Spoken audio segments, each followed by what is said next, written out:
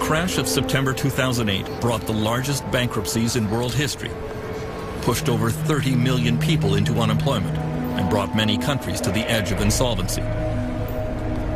Wall Street turned back the clock to 1929. The tremendous crowds which you see gathered outside are due to the greatest crash in the history of the New York Stock Exchange.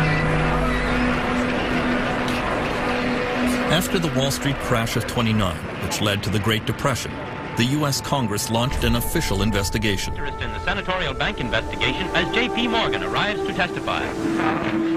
J.P. Morgan was among the business titans to be called to account by the Pecora Commission. Flash photography was introduced to heighten the spectacle.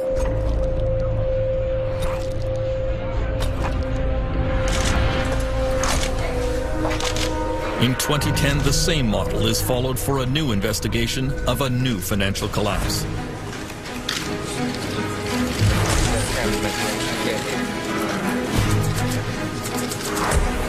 Panel, ladies, photographers, move aside. Former California Treasurer Phil Angelides is chairman of the Financial Crisis Inquiry Commission. I'm honored to welcome you as we start this series of public hearings into the causes of the financial and economic crisis. He has taken sworn testimony from a parade of government and bank officials, trying to get to the bottom of what really caused the 2008 meltdown. The consequences of this financial crisis have been grim also. 27 million Americans who are either out of work, can't find full-time work, or have stopped looking for work.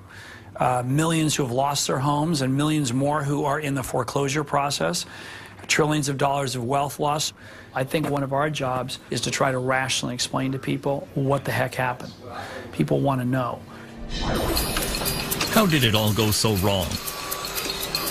The key trigger of the 2008 financial meltdown was easy lending in the U.S. housing market. In an era of very low interest rates and reduced bank regulation, there was an astonishing building boom across the United States.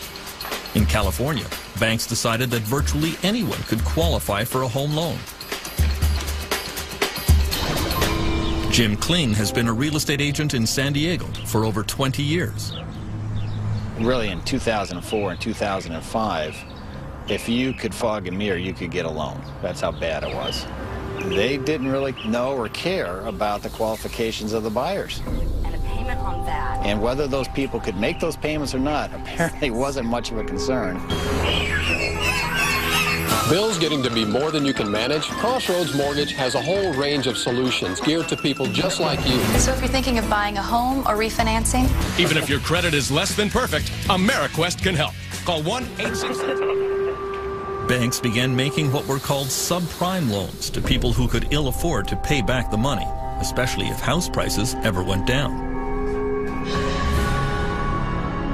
The one man who could have stopped that practice was then U.S. Federal Reserve Chairman Alan Greenspan. For 20 years, the world's most powerful banker. Greenspan was revered in Washington. His power feared even by presidents. The Federal Reserve was the one agency that had the full authority to regulate subprime lending. And despite all the evidence, despite all the yellow and red lights going off, they chose not to. Staff reports. I mean, let me just ask you, would you put this under the category of oops? Should have done it? I mean, my experience has been, in the business I was in, I was right 70% of the time, but I was wrong 30% of the time. And there are an awful lot of mistakes in 21 years. And I would point out that the captain of the Titanic was 99% right and 1% wrong. It's the size of the mistake that matters. We now know that banks and mortgage companies were indulging in all sorts of fraudulent practices to pump up their mortgage business. Many of the loans were extremely complex and the terms hidden from borrowers. There were low teaser rates that would automatically reset to much higher payments after a few months. It was no accident that the most complex mortgages were sold to the least sophisticated buyers, especially in poor and minority neighborhoods like this one in South Central Los Angeles. So as you go about your daily work and your daily business, Congresswoman Maxine Waters has represented the district for 19 years in the U.S. House of Representatives. Information. You know, I've seen mortgages that were given to 70-year-old people who were on a fixed income, whose income was never going to increase, but that mortgage was going to reset within a few years. Where was that money going to come from? I've seen mortgages that I think are criminal.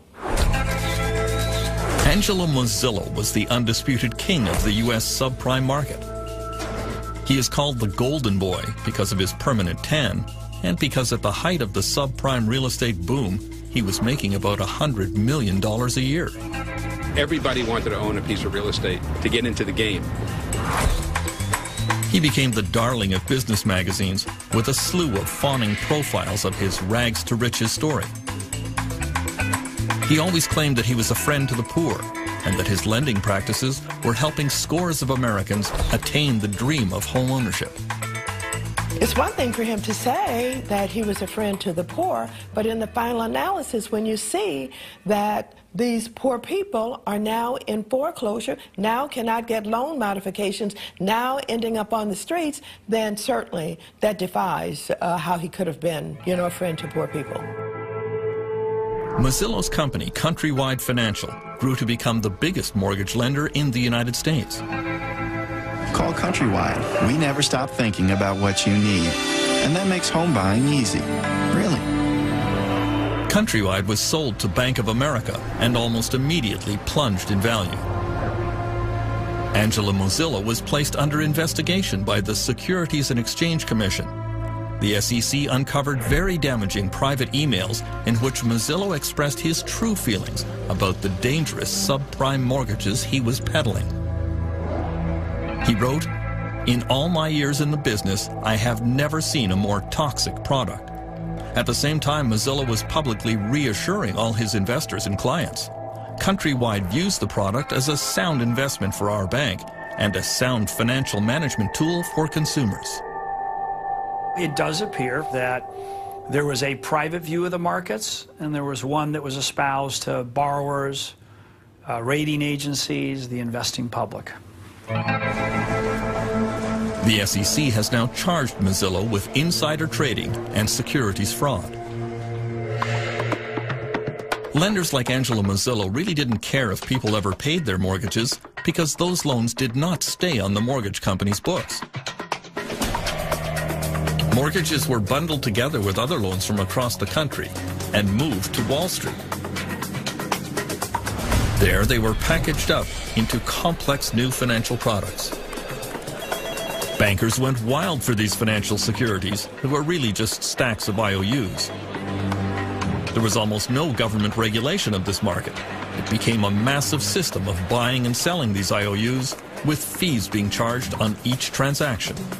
It was just all a way to make fees and to package up these streams of supposed cash flows and sell them off to investors. I mean, for a while there, anybody who touched a mortgage made money. It was like the most perfect product. I once had this view that when people started talking about toxic assets, that somehow they were like a good piece of fruit that had turned bad. Well, it turns out they were a rotten piece of fruit from day one. And all along the way, whether it was the broker, the lender, the securitizer, the market maker, everyone seems to have taken the view that they had no responsibility for the product that they were moving along in the system. That became, unfortunately, this cancerous material that was injected into financial institutions all over the world. One of the first places these toxic products landed was the financial district of London, England, nicknamed the City. There was a golden age here in the years before the meltdown. Garrett Anderson arrived in the city as a young trader in 1996.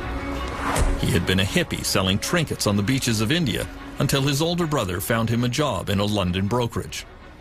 I literally didn't know what the city was. I mean, I kind of was aware that there was a stock market, and I said, well, why? I mean, you have to wear a suit and things like that. And he said, I'll tell you why. It's quite simple. You'll have about £300,000 to £400,000 within about 4 or 5 years, and then you can go off and live the life you want to live.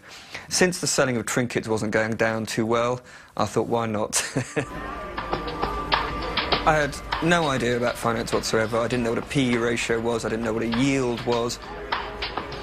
When you're in the city, all you have to do continually is present a view and present it strongly and pretend you believe in it.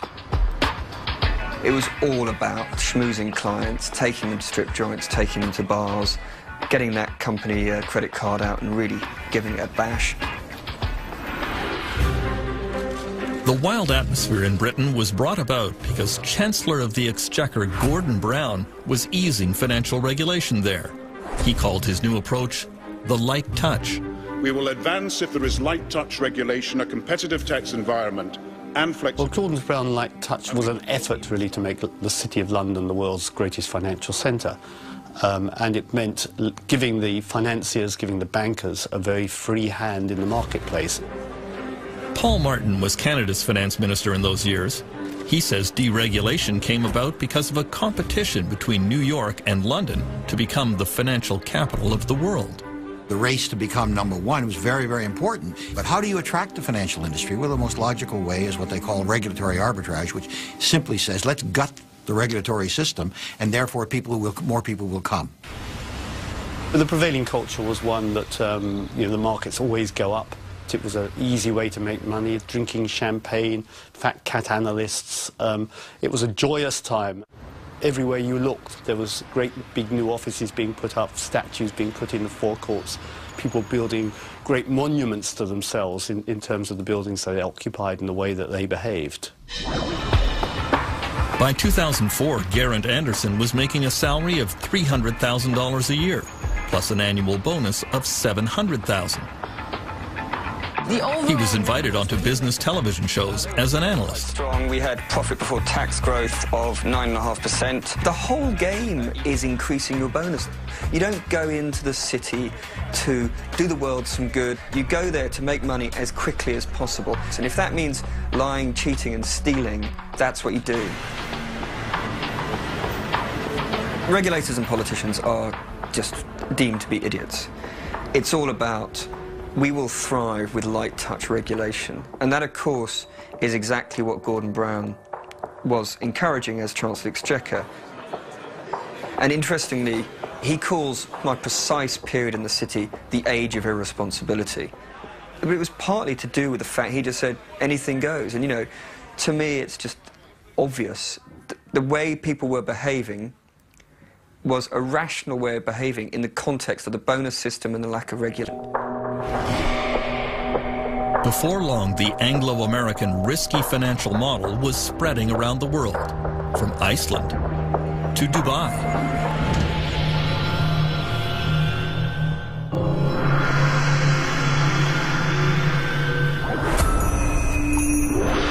If one country could be the microcosm of everything that went wrong in the years before the meltdown, Iceland is it. It is a place of staggering natural beauty.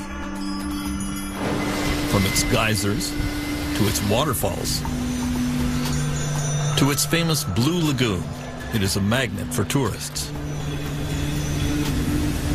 One thing Iceland was never known for was banking and high finance, at least until a few years ago. Iceland was transformed through the ideas of one man, longtime Prime Minister David Oddsson. He decided to shake Iceland out of its social democratic past and remake the country according to his free market principles. He surrounded himself with like-minded admirers. David Oddsson is somebody who fulfills the two criteria that Machiavelli puts up about political leaders. He is cunning as a fox and he is courageous as a lion. David Oddsson wanted to privatize almost everything touched by government. Iceland's #1 resource industry has always been fishing. Oddsson parceled up the country's fishing grounds and passed them off to big ship owners. On Egil Helgason's popular political TV show, the reaction was disbelief.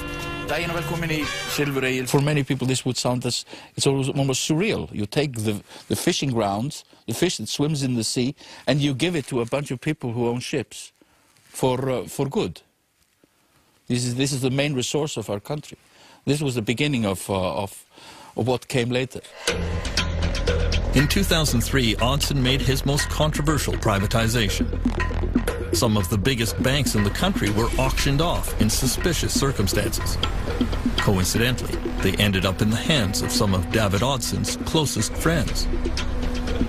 Mr. Odson's friends were father and son who came from Russia with some money they had made from shady dealings in the brewery business in St. Petersburg. And suddenly they found themselves to be the owners of the oldest bank in Iceland. These guys didn't know the first thing about banking. In retrospect, they're either greedy criminals or complete fools. The newly privatized Icelandic banks embarked on an orgy of dangerous financial practices. Bankers sold securities back and forth to each other at vast markups that falsely inflated their value. All Icelanders were encouraged to buy a house, or even two. The central bank lowered interest rates, flooding the country with easy credit. As in the United States, this triggered an unprecedented real estate boom. Icelanders living and working abroad came home to take advantage of the wild market. I lived in the UK till 2003, 2004. When I came home, I bought a flat for 9 million kroner here downtown, almost close to where we are now.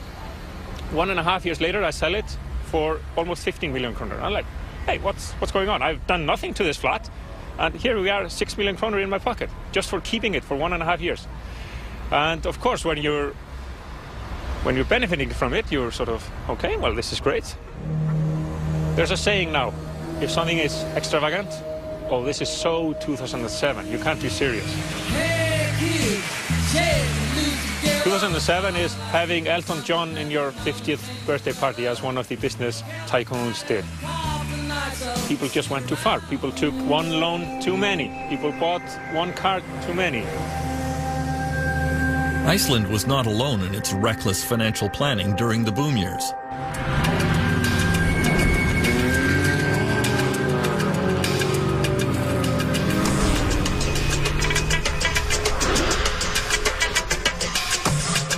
The world champion of the global real estate bubble was surely Dubai in the United Arab Emirates.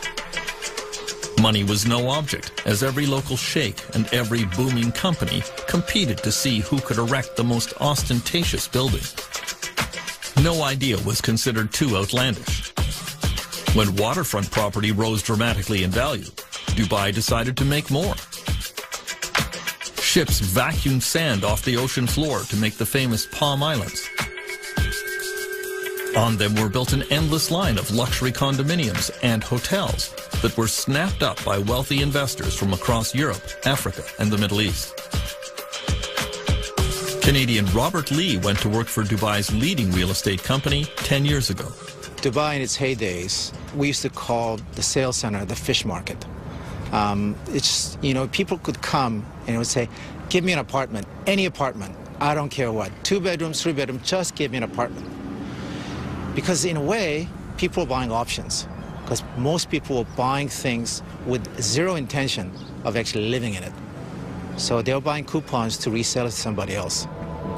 We'd be selling $1 billion worth of real estate in one day. All of this flowed from the vision of one man, Dubai ruler Sheikh Mohammed bin Rashid Al Maktoum. When he saw the first plans for what would become the world's tallest building, the Burj Khalifa, he had only one comment to the developer: make it bigger. I was silly to suggest a 90-story building, and the meeting was very short. He just left.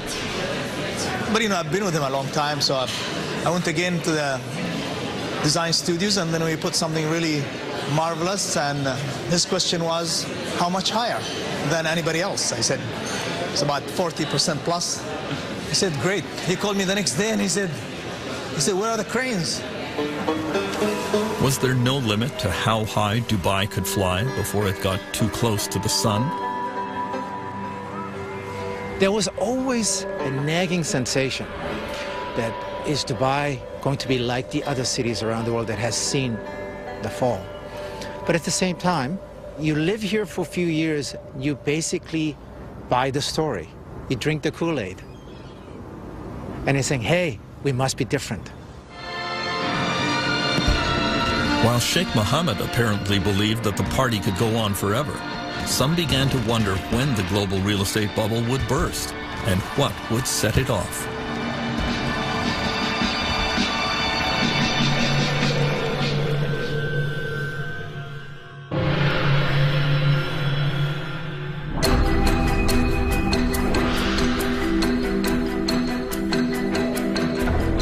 The man who would become the central actor in the meltdown took his position on the stage in 2006.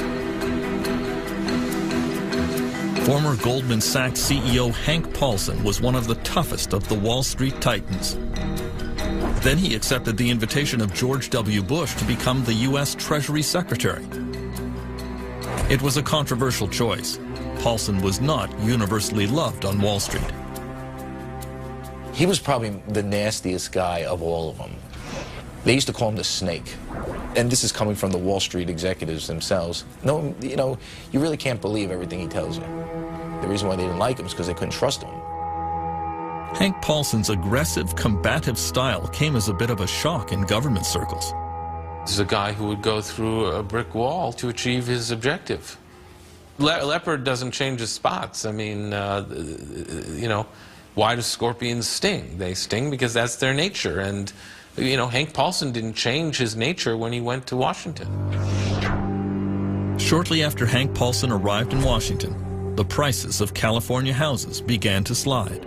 Sales of existing homes are down a full 12% from just a year As prices dropped, overextended homeowners threw more properties onto the market, triggering a downward spiral. Hank Paulson called me and started talking to me about subprime mortgages in the United States. There was a general consensus that there was too much credit and too much money sloshing around globally. We had had discussions about where this excess credit was likely to show itself, and it was showing itself in subprime mortgages in the United States, and that it was a large problem. Ça devrait se faire à partir de 14 heures. Although few seemed to realize it, the world was now infected with the toxic financial products that depended on the U.S. real estate market. It was inevitable that someone somewhere was going to blow the whistle and question what these financial products were actually worth.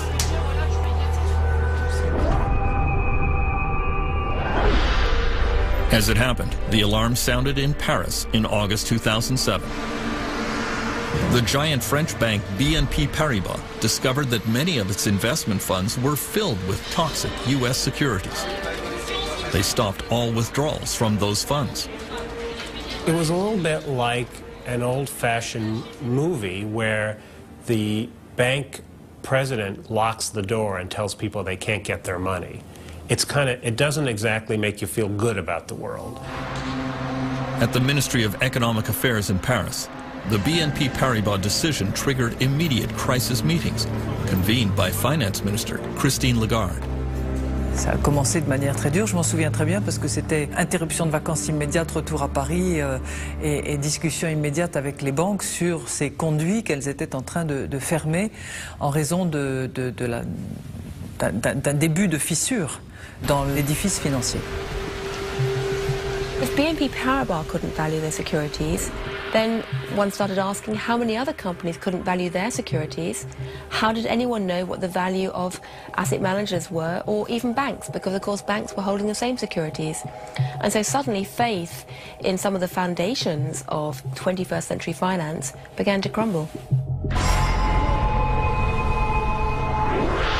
In September 2007, as cracks were appearing in the foundations of the global economy, the titans of the Anglo-American financial system began to tremble.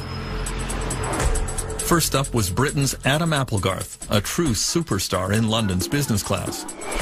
Applegarth had it all. He joined an obscure bank called Northern Rock in 1983 and had a meteoric rise, becoming CEO of the bank in 2001.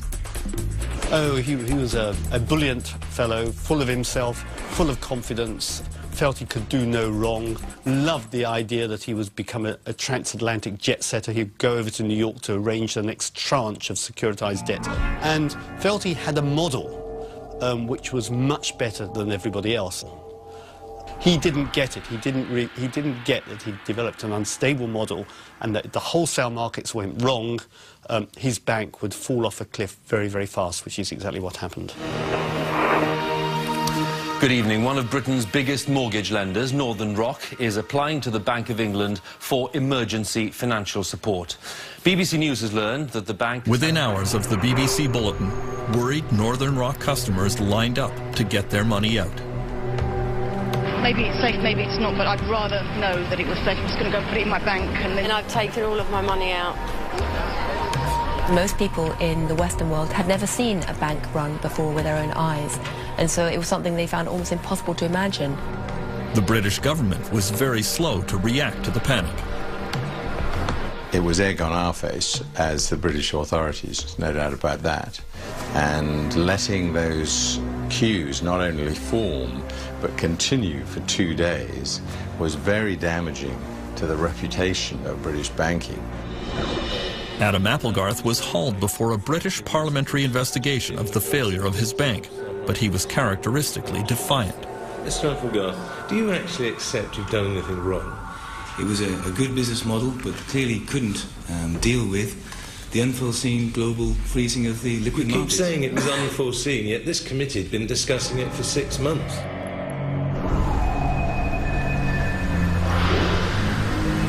The Northern Rock crisis in Britain could have been taken as a serious warning on Wall Street, but it was not.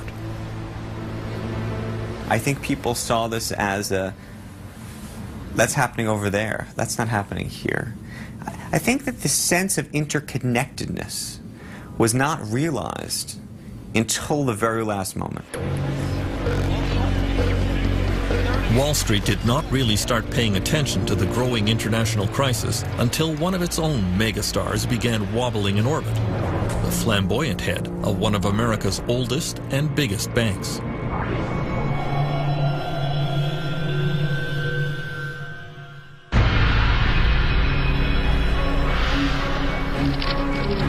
Through the spring of 2008, U.S. Treasury Secretary Hank Paulson was constantly reassuring his international colleagues that everything was fine with the U.S. economy and that only mild tinkering was required with the global financial system.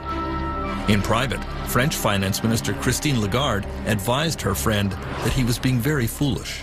Je lui ai dit, Hank, on voit le tsunami qui nous arrive dessus, et tu es sur la plage en train d'hésiter sur la couleur du maillot de bain qu'on va porter.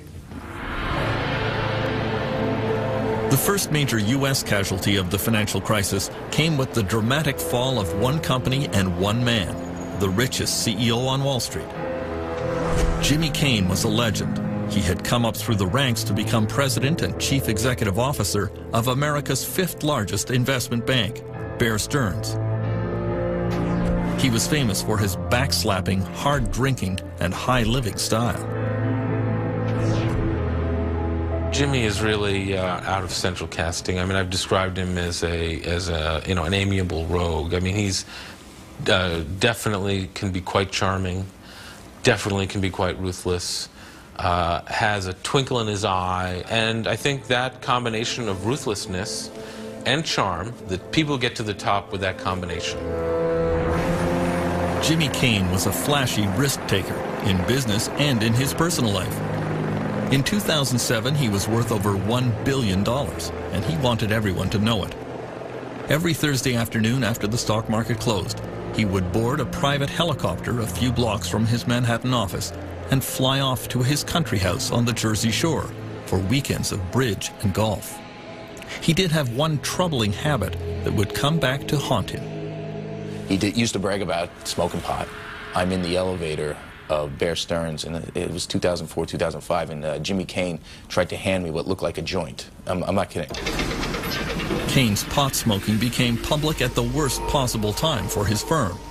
In the fall of 2007, Bear Stearns' risky bets on mortgage-backed securities began to go wrong. The firm started to hemorrhage money. Then in November, the Wall Street Journal carried a front-page story which portrayed Jimmy Kane as an absentee landlord who was always out of touch at either golf games or bridge tournaments while his firm was in crisis. To top it off, the Journal publicly revealed his taste for marijuana. Joe Kernan, who's my colleague on CNBC, says, "Hey, Charlie, what do you think about that hatchet job that the Journal just did on Jimmy Kane?" And I don't know why I did this, but I started imitating smoking a joint. Force issue, but also apparently, that whole bit. Little smoke and a what did he say? there. Listen, 2 minutes later, my cell phone rings, and it's Jimmy Kane screaming at me.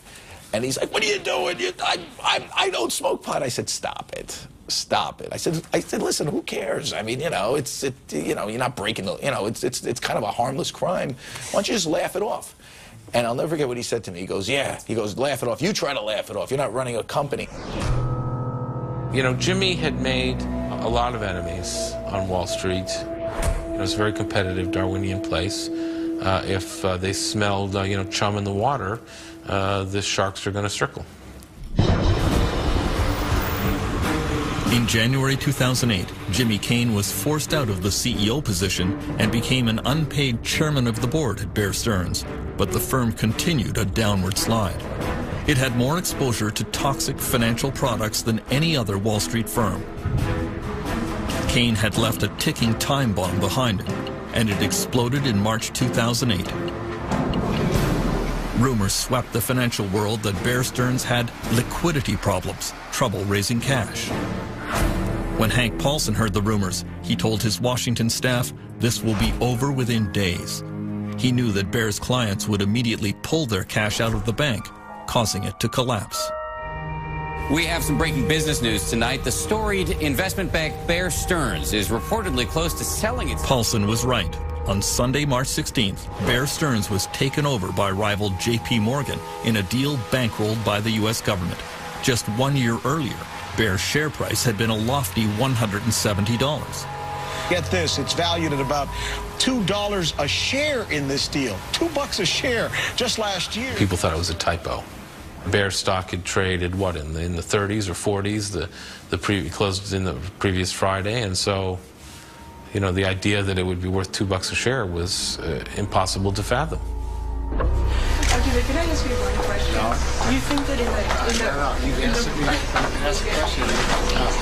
in May 2010, when Jimmy Kane was summoned before the Financial Crisis Inquiry Commission to account for the collapse of his bank, he seemed to suggest it had nothing to do with him. Kane presented Bear Stearns as a victim of market hysteria. The market's loss of confidence, even though it was unjustified and irrational, became a self-fulfilling prophecy. When I hear a lot of the people who come before us, I'm struck by the extent to which all the fingers point away from themselves. And I'm struck by the extent to which so many people on Wall Street somehow do not draw a correlation between the actions and activities and the risks they were undertaking and the crisis that occurred. Most world investors took exactly the wrong message from the bailout of Bear Stearns, that some banks were now considered too big to fail.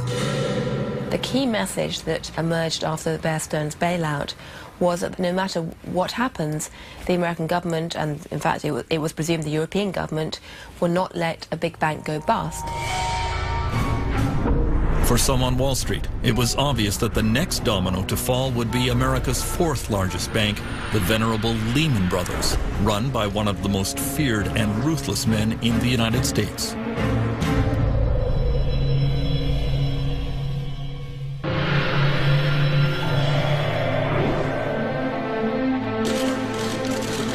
Perhaps the most reviled figure to appear before the U.S. Congress in the aftermath of the meltdown was former Lehman Brothers CEO Richard Fuld. The 2008 collapse of his bank certainly caused the most damage to the world economy, and it financially ruined millions of Americans who had invested with Lehman. I'm very much aware that one day we had a firm, the next day we did not. At the hearings, Fuld became the prime target for a public that was angry at bankers.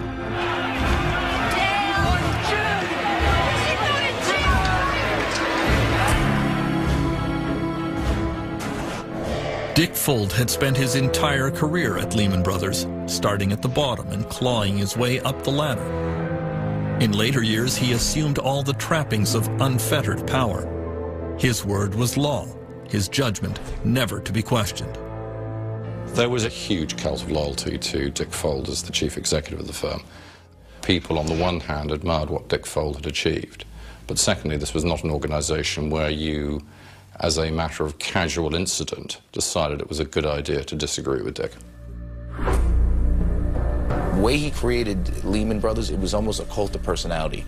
The personality was his personality, which was, it's us against them, we're going to fight everybody, and we're going to win. Dick Fuld was determined to intimidate anyone who might cross him.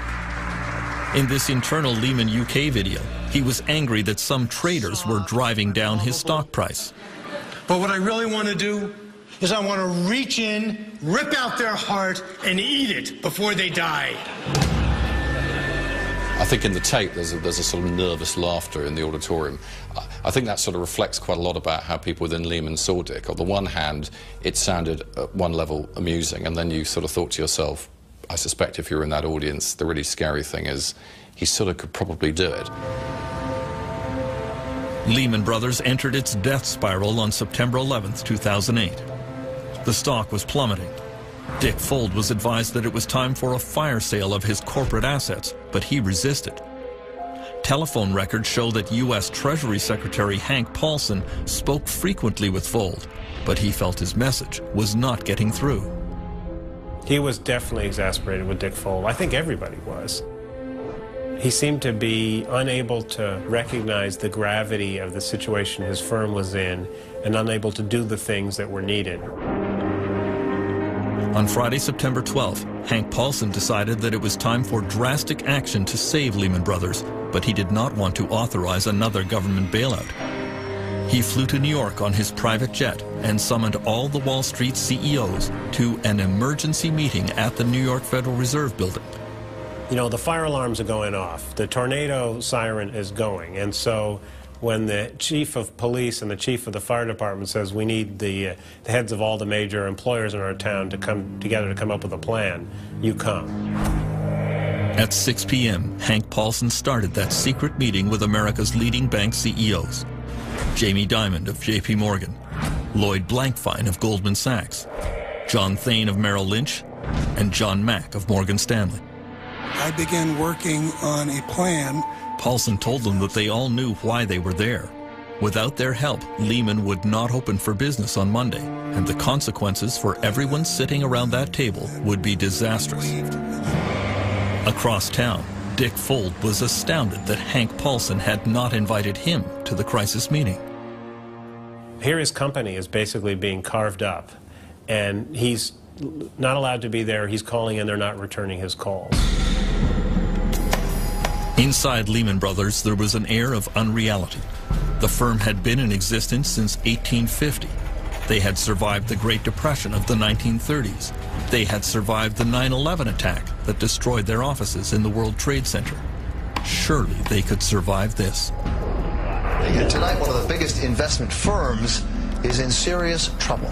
Lehman Brothers with a Lehman Brothers stock has been plummeting along with confidence in its ability to survive. These people have been through it before. They were going through it again. Do you know what? The rest of the world hates us, but that's okay because we're going to emerge on top here. And I believe that was what was persisting at Lehman Brothers right until midnight on the famous weekend. I don't think anyone really at the senior management believed it was going to happen.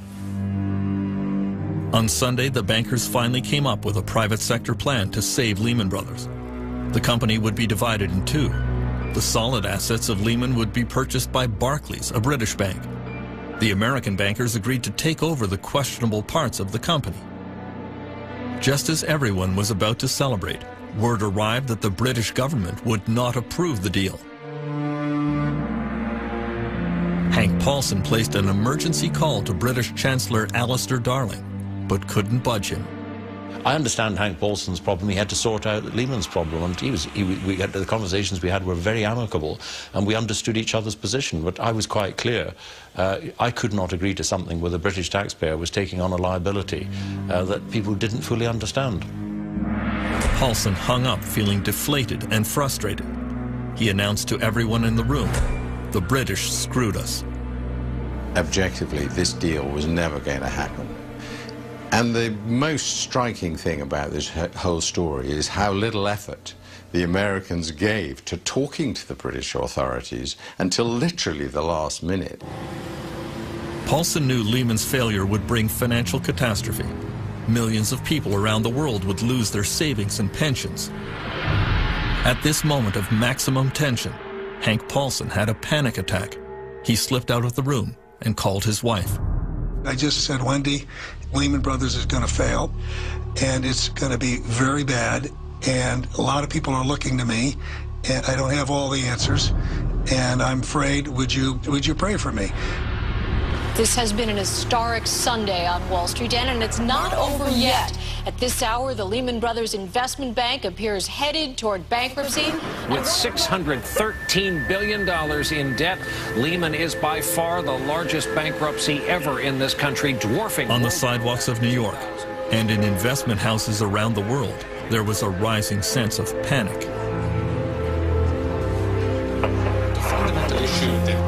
One who felt it was Mohammed El Arian of PIMCO in California, among the world's largest institutional investors with $1 trillion under management.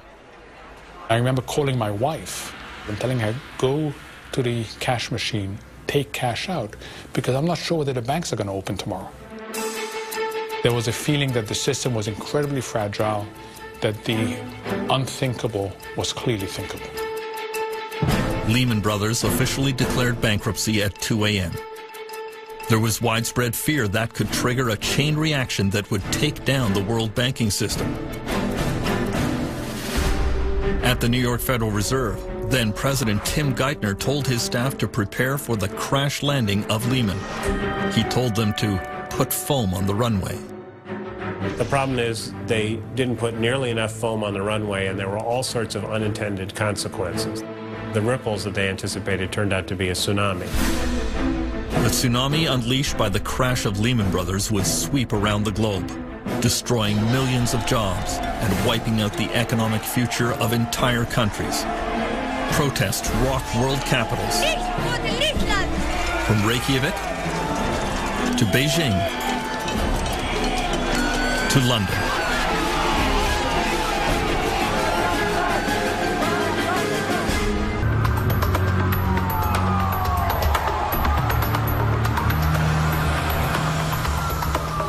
Sometime during the night of September 17, 2008, the world financial system went into cardiac arrest. The failure of Lehman Brothers, the largest bankruptcy in U.S. history, had sent financial markets into a tailspin. The New York Stock Exchange had its biggest one-day drop since the 9/11 attack. Markets from London and Paris to Shanghai fell in lockstep.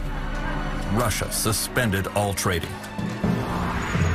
In an epidemic of fear, the world's major banks stopped lending money and accepting collateral from each other.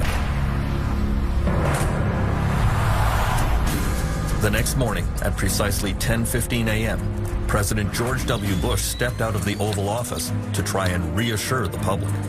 The American people are concerned about the situation in our financial markets.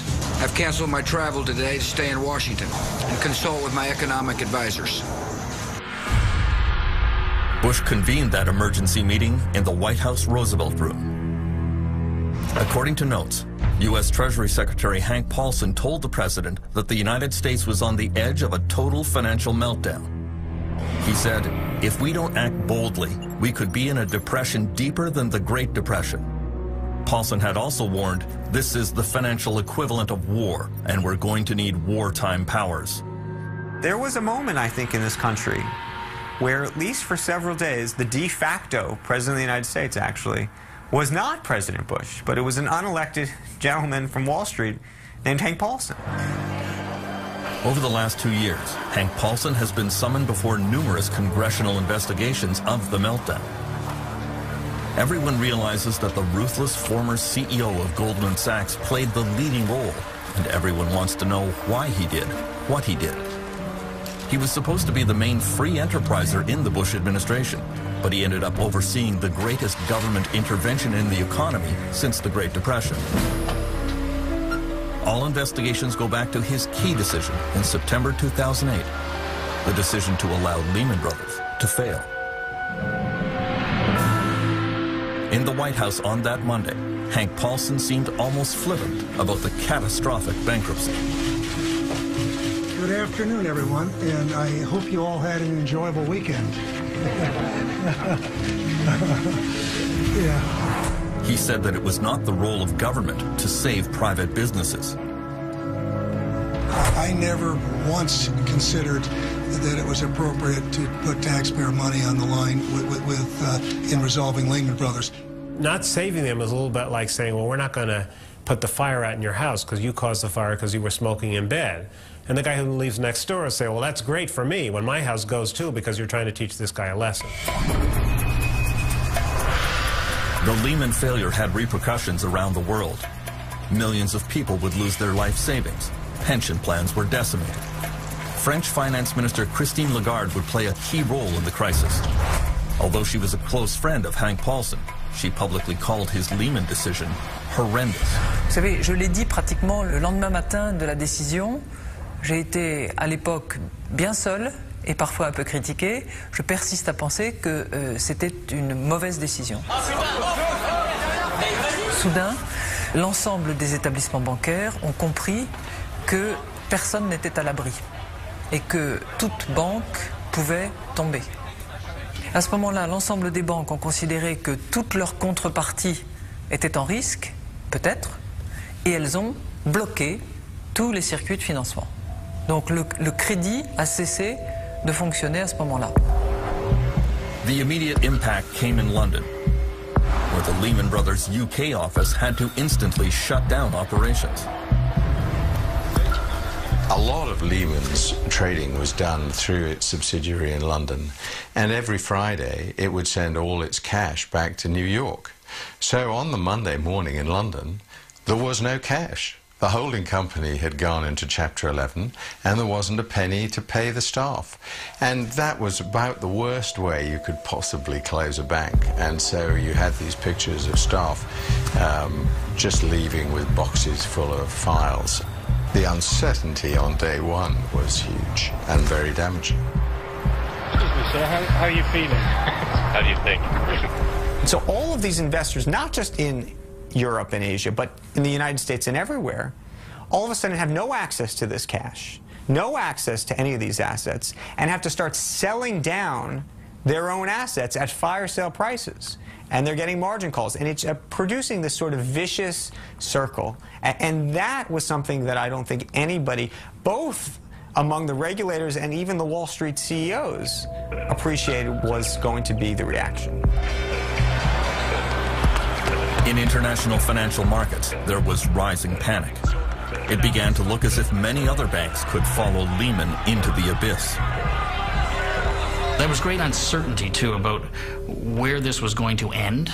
It was really gut-wrenching uncertainty, and that is hard to accept. I mean, you deal with it, but you kind of go, where is the bottom here? Many governments blamed the United States. The U.S. authorities have not got a grip on this. They're losing control, and I think you saw that in the trade credit. Suddenly, it was impossible to get trade credit, and literally from that week, you see this dramatic downturn in world trade. And of course, we were hit by that. We're a trading country, so the collateral damage was huge. All eyes turned to Hank Paulson to see what the U.S. government would do next. He was not always clear about his intentions.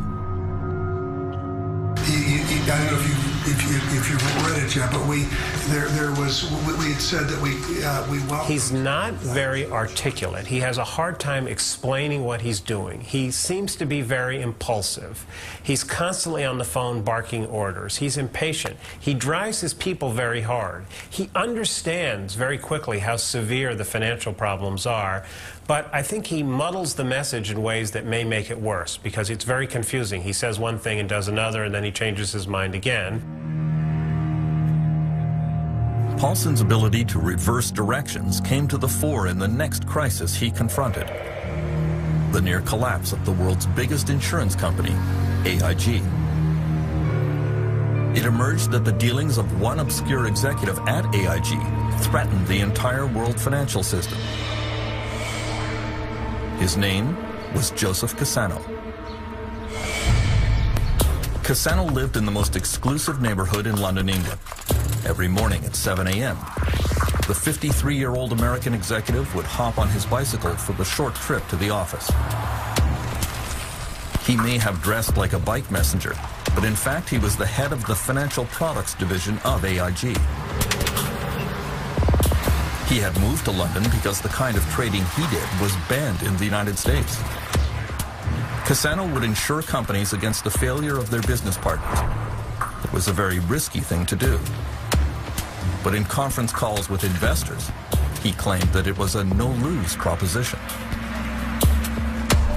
It's hard for us, without being flippant, to even see a scenario that would see us losing $1 in any of those transactions.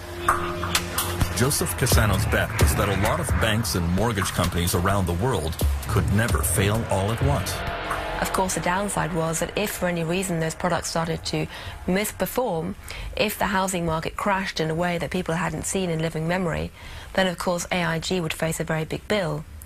But Cassano, like many traders, didn't worry too much about that. And the terrible truth was that inside AIG, very few people other than Cassano himself and his particular unit had any idea what AIG Financial Products was up to. In September 2008, when many banks around the world began collapsing, Cassano's risky insurance scheme pushed AIG to the edge of bankruptcy. Hank Paulson was quick to deny that he had any intention of stepping in to save AIG. The truth was that the company's desperate financial situation came as a complete shock to the Treasury Secretary and all regulatory agencies in the United States. Total surprise, which is a complete indictment of the financial regulatory system. How can you be surprised by something that is so big and so dangerous that if it gets in trouble, you have to spend hundreds of billions of taxpayers' money to put it out of its misery? Nobody knew just how big a casino AIG was running. Reality was that AIG was such a monstrous creature with tentacles in so many parts of the financial system that if you had let AIG go down, you really would have been risking dragging the wider Western financial system with it. In the end, Paulson bowed to the inevitable and saved AIG with $85 billion of taxpayer money. Well, I think there was this sense of shock that AIG was being saved. I think also a sense of relief. I do think that at that point, people didn't realize how bad things really were, but thought that, boy, if AIG went, we would be in a lot more trouble. Can I ask you a question, please? Joseph Cassano was fired by AIG, but he walked away with $315 million. Sorry, we have no comment. Thank you.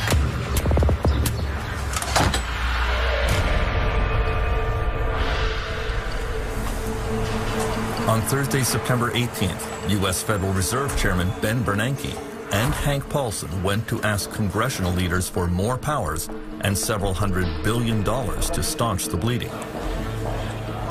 The meeting took place in the office of the most powerful woman on Capitol Hill, House Speaker Nancy Pelosi. Good evening. I'm very pleased to welcome the Democratic and Republican leadership of the House and Senate, as well as the... Bernanke speaks first. And, you know, Fed chairmen are usually kind of careful about predicting doom and gloom, because if they say they're going to be showers, everybody assumes it's going to be a hurricane. And he comes in and says it's going to be a hurricane. He says that if you don't put some money up, taxpayer money to bail out the financial system, we'll have another Great Depression. And most of the members of Congress there are just completely stunned. Harry Reid, the majority leader, the senator from Nevada, says to him, well, how long do we have? And Bernanke says a couple of days. And Harry Reid says, the Senate of the United States does not flush a toilet in a couple of days. They really thought they were staring at the economic abyss. That's what was in front of them. And, you know, we focus so much on Lehman Brothers and AIG, but it was those next dominoes. It was Morgan Stanley going. It was Goldman Sachs going next. And after that, we were talking about General Electric, an American icon. Hank Paulson's telephone logs show that he was receiving calls from the head of almost every major corporation in America. Many of them, like Jeffrey Immelt of General Electric, worried that bankruptcy was just around the corner. Paulson realized that he had to pump government money into the financial system to allow banks to resume lending to consumers and to each other. He came up with a plan called TARP, the Troubled Asset Relief Program. The government would strengthen U.S. banks using taxpayer money to buy their questionable assets. We got to get this up to the hill quicker.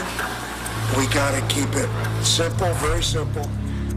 The proposal was not well received. Hank Paulson, who wasn't very good at dealing with Congress at the best of times, turned up with a very thin proposal of a similar kind to recapitalize the banks, but it wasn't well prepared. It was only 10 pages long, whereas most bills in Congress are 700 or 800 pages long. There was no account about how the money would be spent, and Congress turned down the plan. They didn't like it. You see, what has been holding up the deal... Ohio Congresswoman Marcy Kaptur voted against the bailout. I saw it as a means for Wall Street to take a very gun-shy Congress a few weeks before election and strike the fear of God into them and get anything you wanted out of them and essentially transfer all of the losses that they knew were happening to the public sector. No, Mr. Paulson, we're not going to do what you're asking us to do. The vote did not turn out as Hank Paulson expected. On this vote, the yeas are 205, the nays are 228. The motion is not adopted. The bailout package was defeated today. Stocks fell off a cliff, the largest single-point drop in history. In the end... Well, they were horrified. They thought that they had made the case that we were on the cusp of another Great Depression, and they couldn't believe that Congress wouldn't approve the money. They were stunned.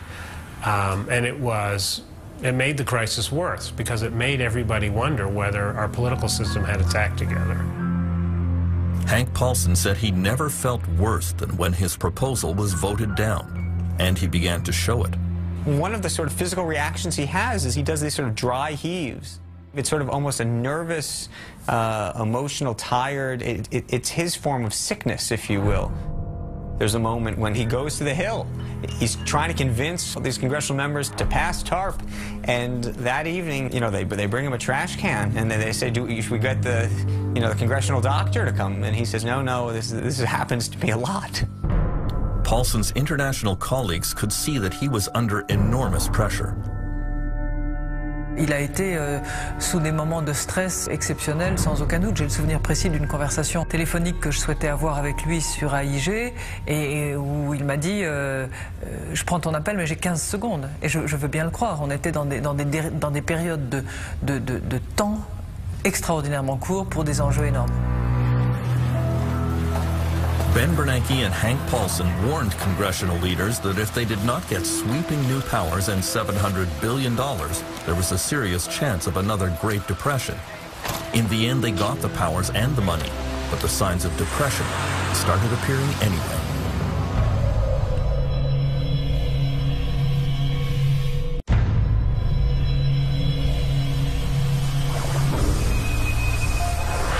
In the last few months of 2008, signs of economic depression appeared in many parts of the United States. There were over 1 million home foreclosures, the greatest share in California. 2 years later, the foreclosure rate is still increasing. What he doesn't get right now, he can get from... Deputy Mark Haybaker of the Sacramento Sheriff's Department used to enforce only 1 or 2 foreclosures a month. Now he has 20 to 30 a week. The owner here had poor health and no insurance, and so lost everything. Good luck to you folks. All right, Take care. Don't move to California. That's all I got to say. Construction worker John Kesnick is helping the family move out on the foreclosure deadline, piling their belongings onto the sidewalk. He too has been out of work for months. Hey, there's no one's buying any houses. What's happening to the California dream? Yeah, okay. It used to be good here. Ain't no more. Here we go, guys. Sheriff Haybaker has one of the toughest jobs in the state. He often has to forcibly remove people, and and sometimes even has to draw his weapon. He is haunted by the case of one older man who was not going to listen to reason. Hello? Sheriff! And he continually called the bank and made threats to them. The bank made me aware of this. I showed up with another officer. We approached the house and made entry into the house, and when we did, he shot himself, committed suicide. The living room was dark. He was sitting in the living room on a couch. Didn't leave a note for us, didn't leave any explanation at all, and he did pass away the day after that. His family had probably lived there his whole life, and the bank took his house, and he probably felt that he had nowhere else to go. After being foreclosed, many former homeowners have no place to go and fall into despair. Some have to sleep in their cars.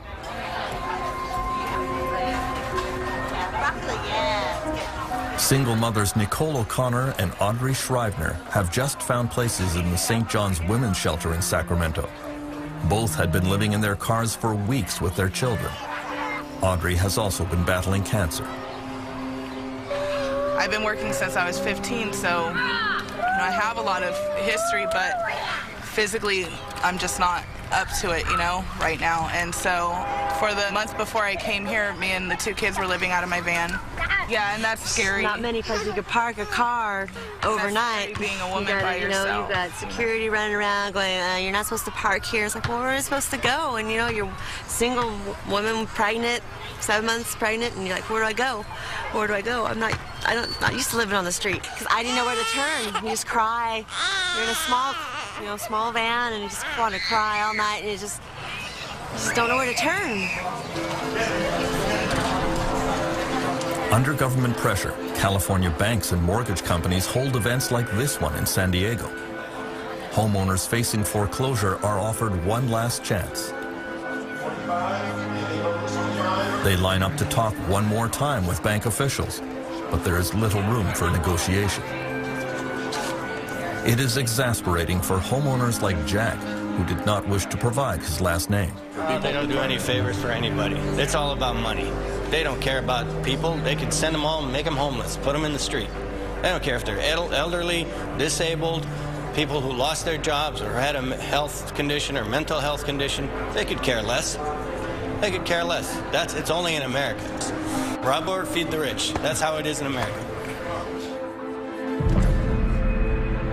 The actions of banks during the financial crisis raised the ire of many U.S. politicians. They don't return your phone call, or they put you through so many hoops that you get so confused that you just give up. And that's the whole idea. Wear you out. Make it confusing, make it very intimidating, and you'll walk away. And then someone else ends up owning that property, not you. So you've lost everything that you've invested in. The gentlelady from Ohio rise. Marcy Kaptur went to the U.S. House of Representatives and told Americans to fight back against foreclosures, even by resisting the sheriffs. What I'm telling people right now is stay in your homes. If the American people, anybody out there is being foreclosed, don't leave. You be squatters in your own homes. Don't you leave. In Ohio and Michigan and Indiana and Illinois and all these other places where our people are being treated like chattel. I would venture to say well over 75% of the people that get these notices from lending institutions have no clue about how to defend their own interests legally. It's a tragedy. On Monday, October 13th, 2008, as the U.S. economy was spiraling downwards, America's top bank CEOs were summoned to an emergency meeting at the U.S. Treasury building in Washington. News cameras caught fleeting images of the arrival of Jamie Dimon of JP Morgan and Lloyd Blankfein of Goldman Sachs, John Thain of Merrill Lynch, and John Mack of Morgan Stanley. It was a holiday weekend, and the purpose of the meeting was kept secret from the participants. David, it's Hank. U.S. Treasury Secretary Hank Paulson had decided the time had come for radical action. He intended to launch a virtual government takeover of the U.S. banking system by making direct government investments in all major banks. He knew that many bankers would be reluctant to accept. Paulson has a problem, which is basically the government of the United States can't force the banks to take this taxpayer capital. He wants them to take it because he wants to put capital into the weakest banks, and he wants the financial system to have more capital, because if it doesn't have more capital, it's going to shrink, and that's going to hurt us all. So he has to use his forcefulness to make them feel like none of them have a choice. And he does. The bankers knew that if they accepted the money, they would also have to accept a lot more government interference in the way they ran their businesses, right down to the size of their bonuses, something they desperately wished to avoid. In the end, each of the 9 CEOs present signed a hastily drafted single sheet of paper. $10 billion of government investment for Merrill Lynch, $10 billion for Goldman Sachs, $25 billion for JP Morgan, $250 billion in all. To Hank Paulson's own surprise, they capitulated much more quickly and easily than he ever imagined. Literally by 4 or 5 in the afternoon, it was done. Nice suit there, buddy. Try not to steal any more money. The biggest welfare check in history had been paid to Wall Street.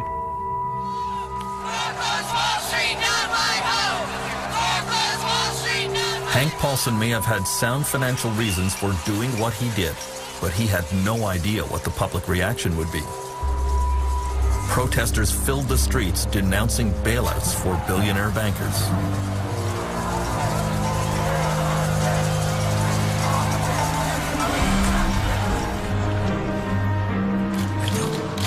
Paulson is still under fire for his handling of the financial crisis. At congressional investigations, he is pressed about what exactly U.S. taxpayers got for their billions of dollars. Ohio's Marcy Kaptur is determined to hold him to account. Well, you know, I wish you'd gotten a better deal for the taxpayers. You certainly got a good deal for a lot of your former clients. I think if you look at what the taxpayer is going to make on a number of these companies, it will have been good. But the biggest advantage to the taxpayer is what didn't happen. And that we did not have a collapse. We did not have double the number of foreclosures in Ohio. And oh, they're happening, Mr. Paulson. You ought to come and visit us in Ohio and see the results of your handiwork. Well, I know how terrible it is. I'm just telling you it would have been worse. That's your best argument. That's not good enough. You probably don't agree there was a crisis. I agree it was a crisis of your making for very... The gentlewoman's time has expired.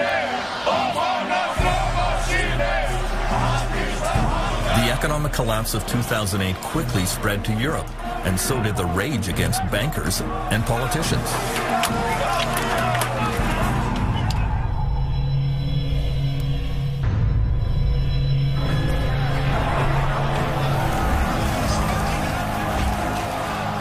The 2 years since the financial meltdown have been marked by constant violent protests overseas.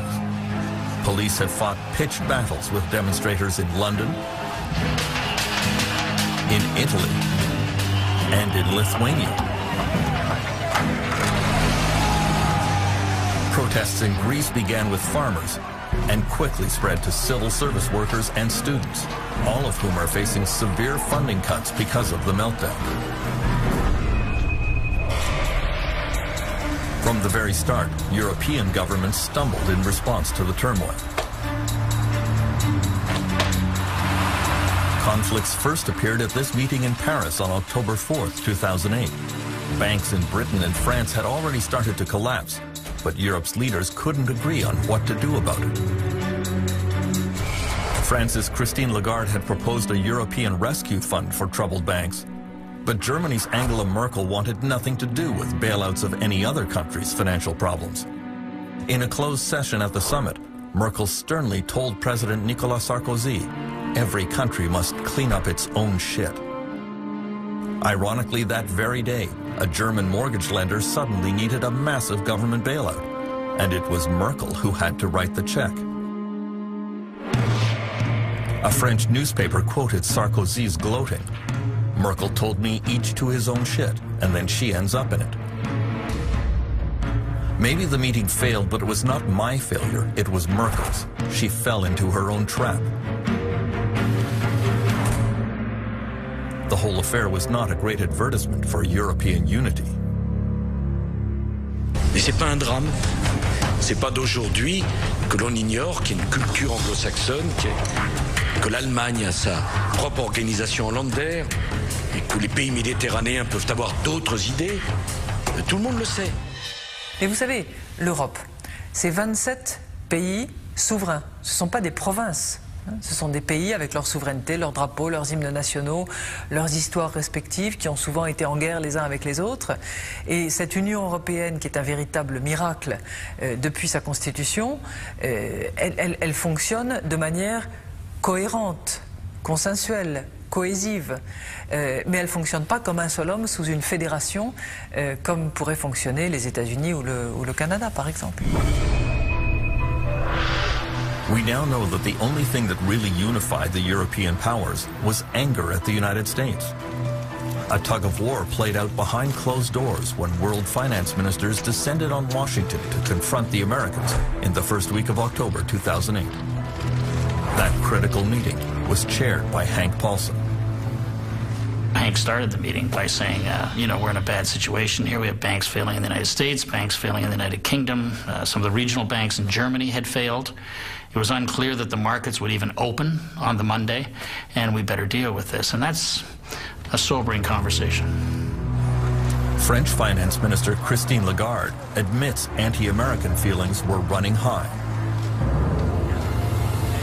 Ce qui est certain, c'est que les dérèglements financiers à partir d'un marché, le marché américain, et qui a son origine dans une bulle immobilière considérable, a déréglé l'ensemble des circuits financiers et a précipité l'ensemble de nos économies dans le monde en situation très difficile. The reaction of the Europeans is, for the most part, was very aggressive, very accusatory of the United States. You caused this because you let Lehman Brothers fail. I didn't think it was particularly useful. I mean, and I pointed out to some of my colleagues that a lot of the European banks were leveraged at 30 to 1 and 40 to 1, so they couldn't really be too critical of investment banks on Wall Street that were leveraged the same way. The G7 finance ministers met President Bush the next day at the White House. He acknowledged that the United States bore the chief responsibility for causing the crisis and promised that the U.S. would change its ways to help clean up the mess.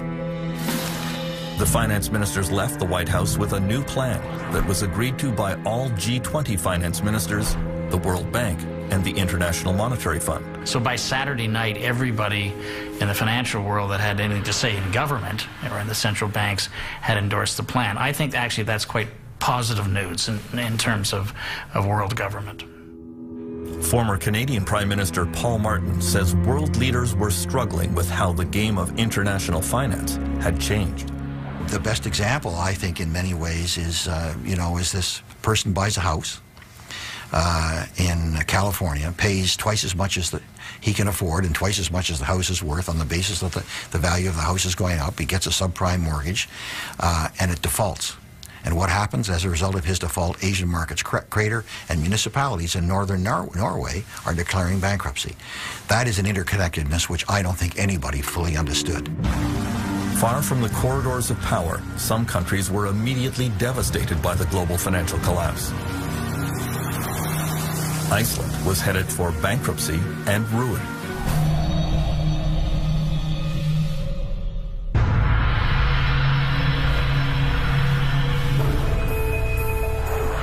During the meltdown, the worst international dispute over money came between Britain and Iceland. Iceland flew higher and crashed harder than almost all other countries. In the boom years, Iceland had privatized its banks. The new owners embarked on a binge of questionable financial practices.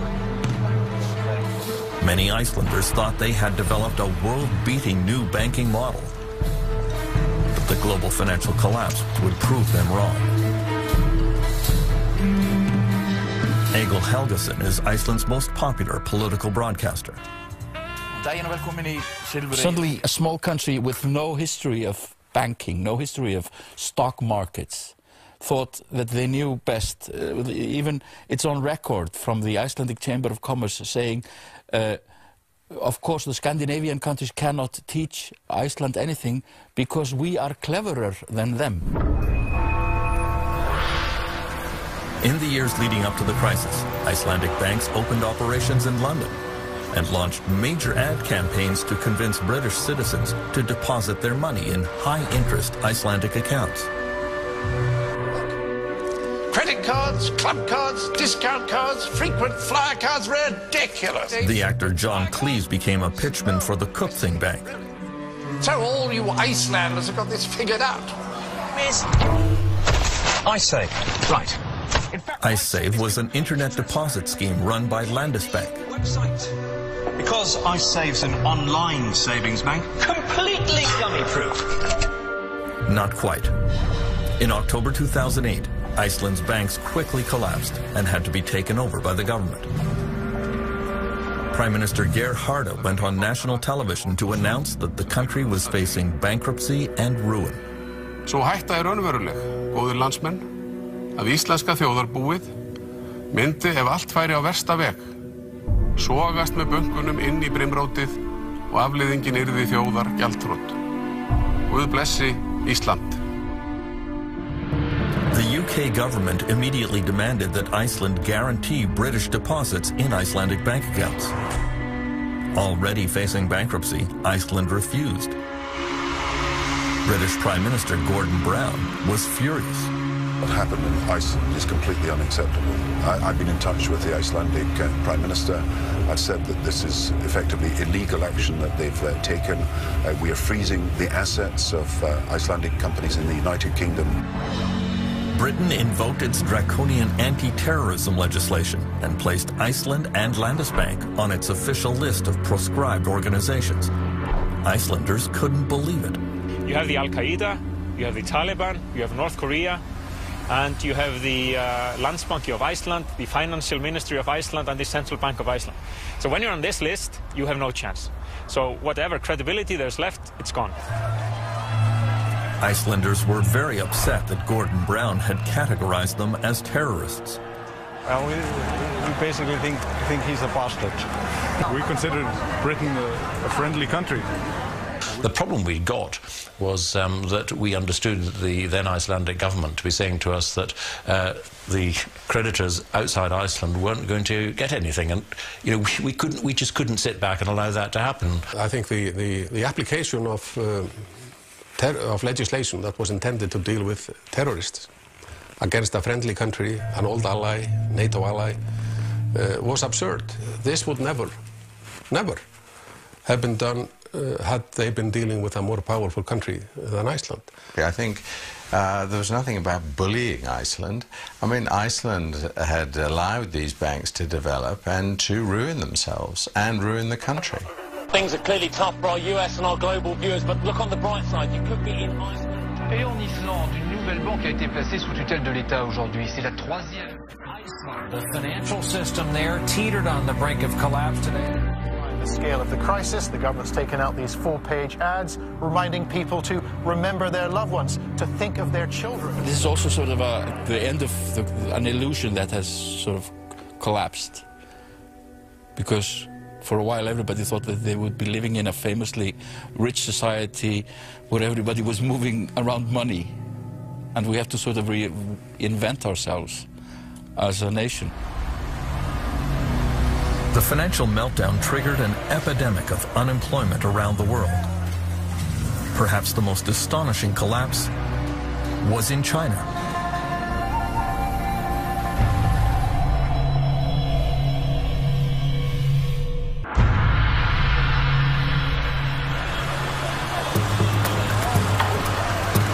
The interconnectedness of the world economy became starkly apparent in late 2008 in China.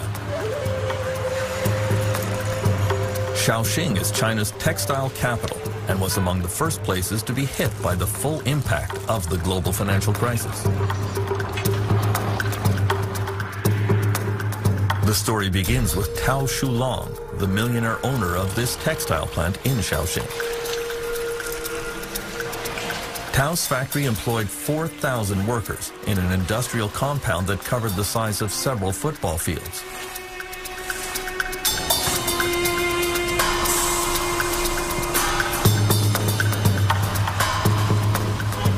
Tao drove around town every day showing off his latest Mercedes, and he was widely seen here as an advertisement for the new China. Unfortunately, in the fall of 2008, international orders for clothing from Tao's factories dried up all at once. Foreign customers told him they couldn't even pay for the shipments he had already exported. Tao quickly became desperate. He had no cash reserves to pay his workers, and there was no way under Chinese law that he could file for bankruptcy protection from his creditors.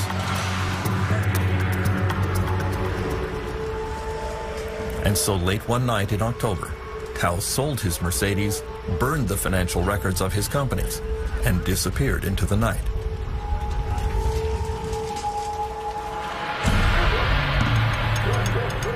Tao wasn't the only one. Dozens of Chinese factory owners did exactly the same thing. There was a wave of bankruptcies in the Chinese industrial sector in late 2008, and millions of Chinese workers were suddenly thrown onto the street.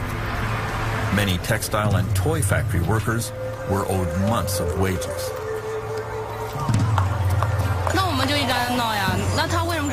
We just want to be paid what we deserve, and we are not asking for anything that we do not deserve. The thing to remember about Chinese industry and Chinese companies is that they're highly reactive and responsive. You think these are companies that can turn around a toy design and make it an export before Christmas, sometimes in a matter of weeks. And they're exactly the same. When orders start falling off, they close very quickly. And there is sort of instant reaction to lack of profitability, which is fire all the workers. It's a very brutal form of capitalism. Someone got on the roof to jump, this woman says, but the police just said, go ahead. Other workers reveal they haven't eaten for 2 days. Han Dongfang is a labor activist in Hong Kong who hosts a hotline radio show devoted to workers' rights. He says China's labor unions were of no help to the laid-off workers because those unions operate as virtual branches of the government. They never thought how to represent the workers, how to help the workers. So therefore, everything they react in a way that the workers don't really need. By Christmas 2008, there were an estimated 15 million unemployed workers in China. Thousands of factories had closed suddenly. Demonstrations broke out in several cities. Some police cars were overturned. Millions of angry workers demonstrating in the streets is about the worst nightmare for China's communist government. The interesting thing is that the Communist Party was extremely worried that that might happen. And it's always worried because its legitimacy, the legitimacy of the Communist Party of China, depends absolutely on delivering economic growth. And if you talk to Communist Party officials, they will admit that. They'll say, look, if we don't deliver economic growth, there's nothing else, because we're clearly not really communist anymore ideologically. We have an essentially capitalist economy. And if we don't make it work, then we are the ones to blame, and therefore we have to keep delivering economic growth. So they're very sensitive about any form of unrest. The 2008 demonstrations echoed the notorious Tiananmen uprisings of 1989, when Chinese citizens lost their fear of dictatorship and stood up to the communist government. Han Dongfang was a leader of the Tiananmen protests, but speaking from experience, he urged workers not to participate in the violent demonstrations of 2008.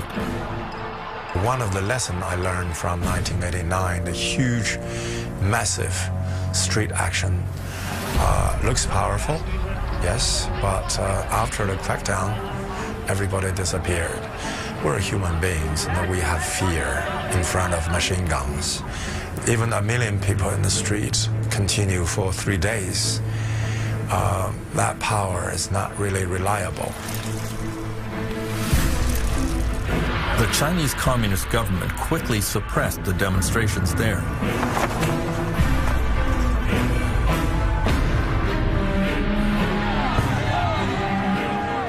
But by the end of 2008, workers around the world joined the global protest against the economic devastation brought on by the financial meltdown. In Iceland, demonstrators pushed for the overthrow of the government. In France, some bosses were kidnapped and held hostage by angry employees. The victims of the crisis were fighting back.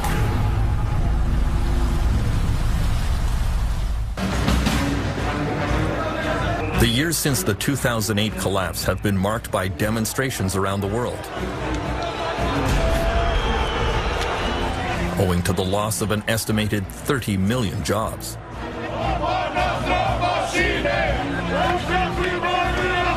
In many places, there were violent street protests, but they were easily weathered by governments and large corporations. In some countries, however, the struggle went much further and left a lasting mark.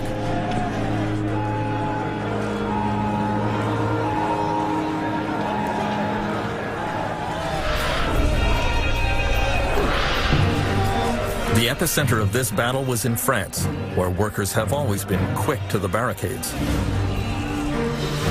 Because of the meltdown, in March 2009, the Continental Tire Company announced that it would be forced to close its factory in the town of Clairvaux, cutting 1,120 jobs.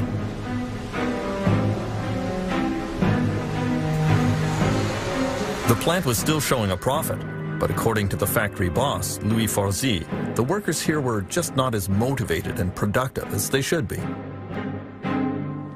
Selon moi, et c'est les chiffres qu'ils montrent, nos résultats sont inférieurs à ceux des autres usines.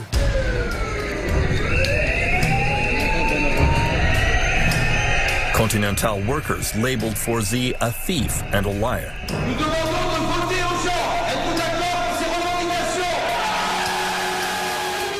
They convened a meeting at the plant to organize a protest.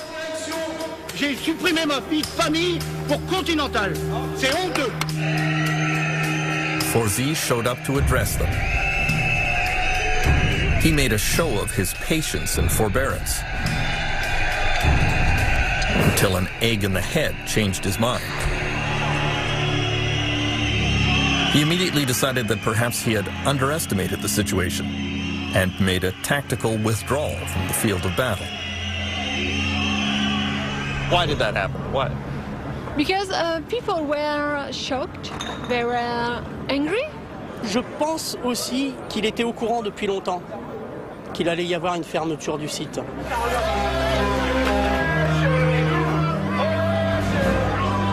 The Continental employees moved on to occupy the town offices. Mais le bureau du sous-préfet, c'est où? Ouais, vous êtes avec nous, vous êtes avec les Conti, madame, là, quand même. Les gars, on n'est pas venus ici pour rigoler. On n'est plus des moutons, on est des lions. When union leader Xavier Mathieu received news that a judge refused to grant them an injunction to stop the plant closing, he and the workers began trashing the place.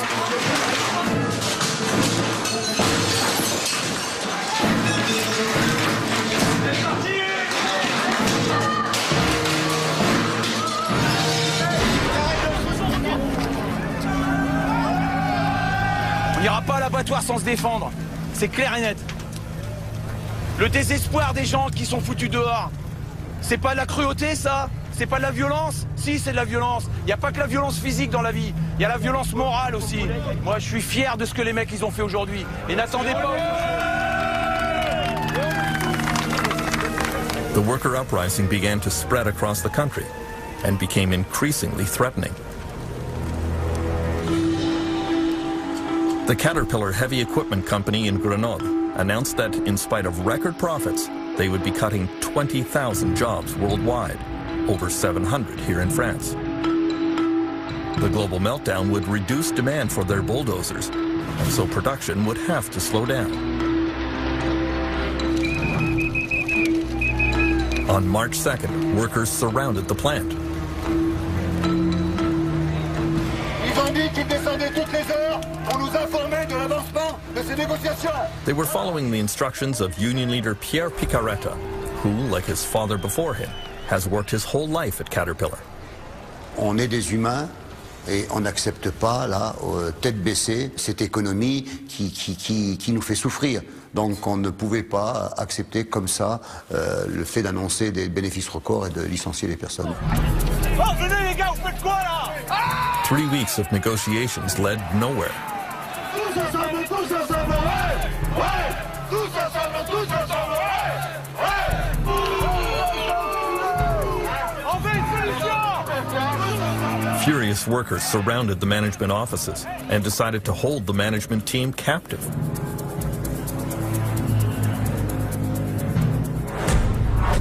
The first union leader on the scene was Nicolas Benoit. Ce coup-là, les patrons ne sont pas partis, donc on les a obligés à venir à la table des négociations pour discuter. Ils ont refusé, donc les salariés ont dit tant que vous ne reprenez pas des négociations qui soient des négociations sérieuses, vous restez là. Et là, vous êtes séquestré ou pas? Pour l'instant, non. Nicolas Polutnik led the management team that was taken prisoner. At first, he refused any further discussions with the union. Faut pas nous prendre pour des putes. Alors, messieurs, vous voulez reprendre les négociations? With the Caterpillar bosses held captive, the situation became increasingly dangerous. The police did not immediately intervene. The union leaders were trying to keep control of the situation. Les gars, on dort ici, hein. The media were then told that the bosses would be staying the night.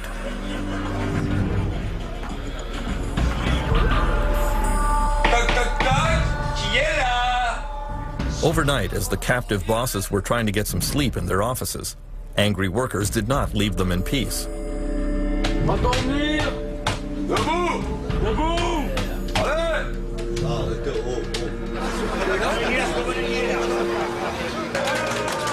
The Caterpillar kidnapping incident made news around the world.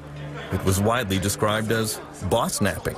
In the French Alps, at the U.S. tractor company Caterpillar, where managers were locked in and stripped of their speakerphone, boss-napped all night. President Nicolas Sarkozy realized this extreme reaction to the global meltdown was turning into a public relations disaster for France. He went on national television to denounce the kidnappers. Qu'est-ce que c'est que ces histoires d'aller séquestrer les gens? On est dans un état de droit. Je ne laisserai pas faire les choses comme ça. Dans un état de droit, la loi, elle doit être respectée. Privately, however, French Finance Minister Christine Lagarde was critical of Caterpillar management. She thought that the situation was exacerbated by the ham-fisted tactics of the American company, a common problem with foreign-owned firms. On a souvent constaté dans des entreprises sous capitaux étrangers que le dialogue n'était pas aussi riche et aussi développé parce que le centre de décision est ailleurs. After an anxious night, Caterpillar management agreed to resume negotiations. In exchange, the union allowed the bosses to leave the plant, although there were some tense moments on the way out.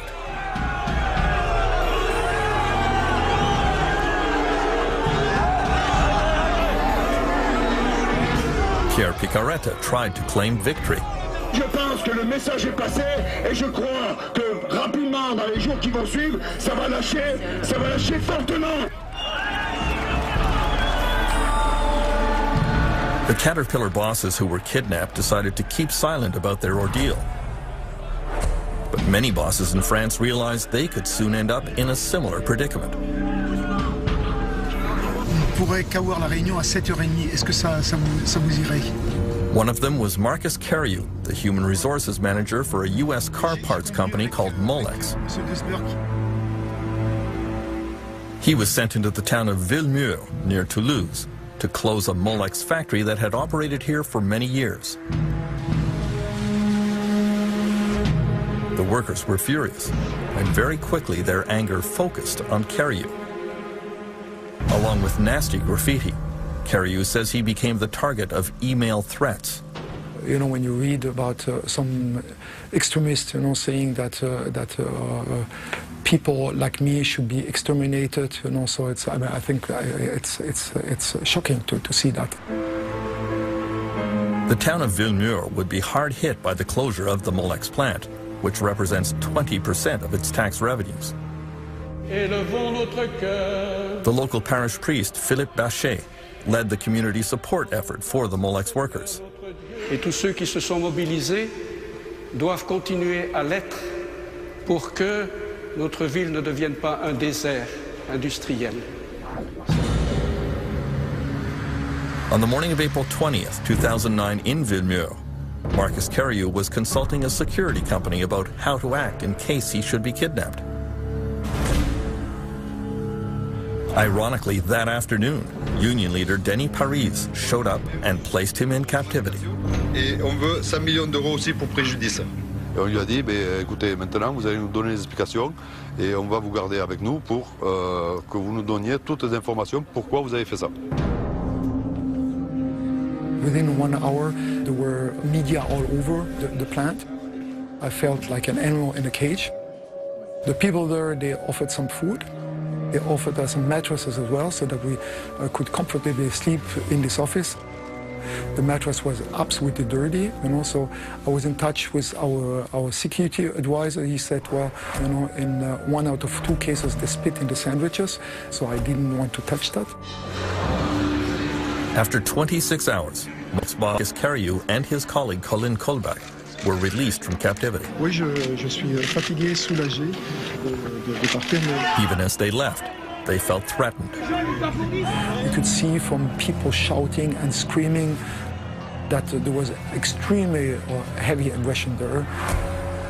My colleague, she came out and she was in tears afterwards because she didn't expect, she had been working quite a couple of years with these people to react like this. In the end, the Molex company paid some extra compensation to the laid-off workers, but did not back down from closing the plant. The rage against Marcus Carriou only increased, to the point that he travels with bodyguards as he conducts final negotiations. Carriou complained that he was treated like a monkey in a zoo, but union leader Paris openly threatens him with much worse. Il n'est pas encore reparti, Carriou, s'il faut arriver à le séquestrer. Mais là, je parle de séquestration et le traiter comme un singe, on va y arriver. C'est fort possible que ça arrive aussi, d'ici la fin. Mais bon, il verra la différence du traitement qu'il a eu et du traitement qu'il va avoir. Finance Minister Christine Lagarde has to walk a fine line about union militancy in France. She denounces violence and she knows that foreign companies don't like the turbulent atmosphere here. On the other hand, she points out that the people who have paid the greatest price for the global financial collapse are workers. Bon, les actionnaires vont s'en sortir. Les cours de bourse remontent. En revanche, ceux qui souffrent, ce sont évidemment les effectifs des entreprises, puisqu'il y a des menaces de restructuration, puisqu'il y a des licenciements, puisqu'il y a des gens qui perdent leur job. Many in France believe that workers' fundamental rights have been violated in the wake of the financial crisis, and that workers here need to fight back. Les événements nous invitent à prendre position et à soutenir les causes justes.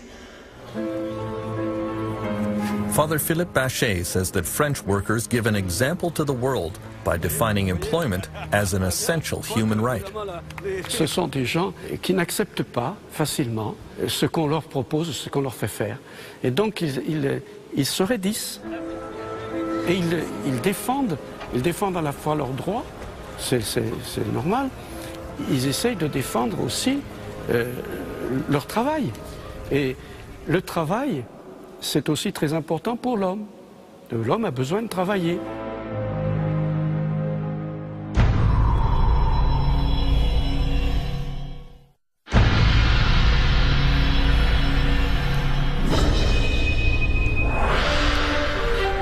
Iceland was a microcosm of everything that went wrong during the global financial crisis. The sudden collapse of the country's banks in the fall of 2008 wiped out the pensions and savings of most Icelanders. Every citizen was now saddled with a debt estimated at $350,000 per person. Icelanders were furious at the greed of bankers and government cronyism that contributed to the meltdown. In early 2009, some took to the streets to express their dissatisfaction. First, they surrounded the National Parliament, and protest leaders appealed to the public to come out and support them. I sort of wasn't very optimistic that we would be able to mobilize the people. But every week, every day, you got such shocking news that completely shook the foundations of, you know, your sense of what was moral. The immorality that was exposed to us was so shocking that people started to come together.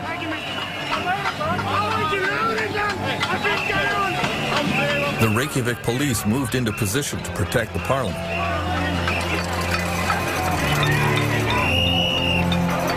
Inevitably, there were scuffles.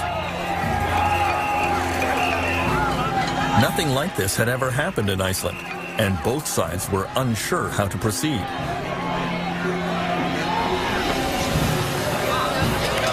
On January 21st, the anger focused on Icelandic Prime Minister Geir Haarde. His car was surrounded and pelted with eggs and garbage. He was shaken by the incident, especially because it came shortly after a difficult visit to his doctor. When people were attacking my car, I had gotten the diagnosis the night before that I had cancer. So all of this in my memory is very, very vivid. I can understand why people were angry, particularly those who had lost money, who had lost their jobs. There was a crisis that nobody had really expected, of enormous proportions. Icelandic poet and singer Hordur Torfason was the main protest leader. I said to the people, we are all angry, but use your anger as a positive force. Don't destroy, don't use violence, don't attack people, don't go to the homes of the politicians, because that's private. We can never use anger to destroy.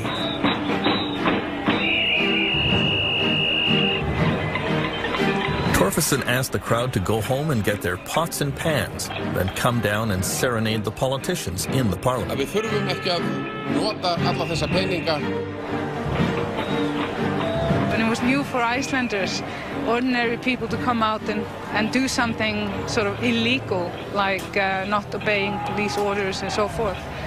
And in the end, it almost became tribal. There were so many people with pots and pans and homemade drums, and there was this beating and the fires outside the parliament. In a sense, it was sort of the unbearable lightness of being, to be there, to experience this within the nation, and to see the joy and experience the joy when we finally got what we wanted. On January 23rd, Icelandic Prime Minister Geir Haarde addressed his countrymen on national television and announced that he was resigning due to illness. Og velja sér nýjan formann sem leiða mun flokkinn í næstu kosningum. Takk fyrir. His governing coalition fell apart. National elections were called. The new government in Iceland was left to clean up the incredible mess left by the bankers and politicians who preceded them. Og í dag yfirgefur Steingrimur Sigfusson became the new finance minister. Obviously, the international crises are hitting a lot of countries, but in Iceland it's probably more painful than almost anywhere else, because things were taking to such extremes in Iceland. This neoliberal privatization experiment that was driven forward by greed and bad practices in business had a terrible ending, and now we are paying the price. And like usually, it's not the people that caused the problem that have to tidy up afterwards. Many Icelanders feel they are living in the ruins of a collapsed society. Every night, Reykjavik police see the symptoms, like an upswing in domestic violence. Here a woman has called for help because her estranged husband has broken into her house and grabbed her baby in a fit of drunken desperation.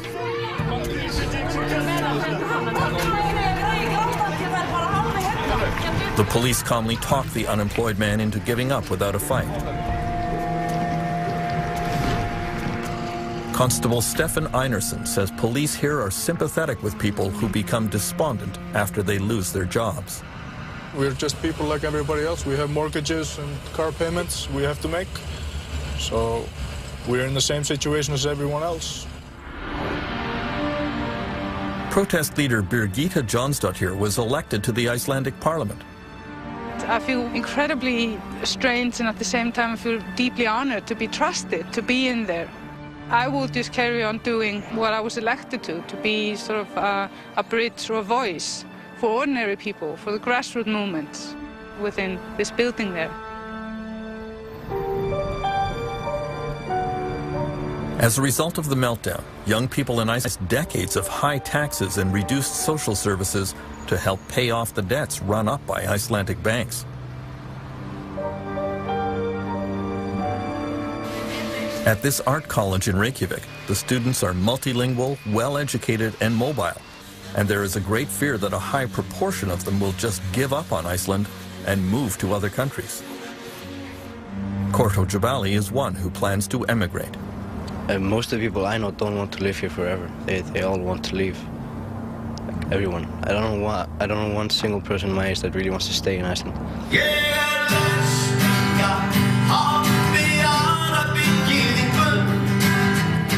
Icelandic protest leader Hordur Torfason has resumed his career as a performer.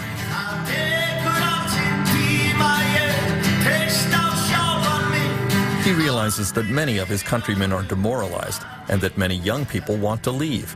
But he is quite sure that Iceland can still have a bright future. I think many of these people, if they go away and they look around in the world and they start revaluing, or seeing what really they will come back. I travel the world, I've seen so many things that I think this society is a very good one, and we have the opportunity to build it up. And I see signs of this beginning. People are really standing together and helping each other.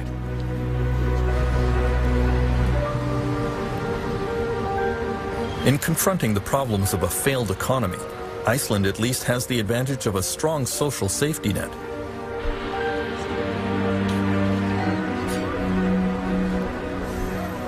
The situation is much more difficult in what is being called the Western world's most surprising failed state, California.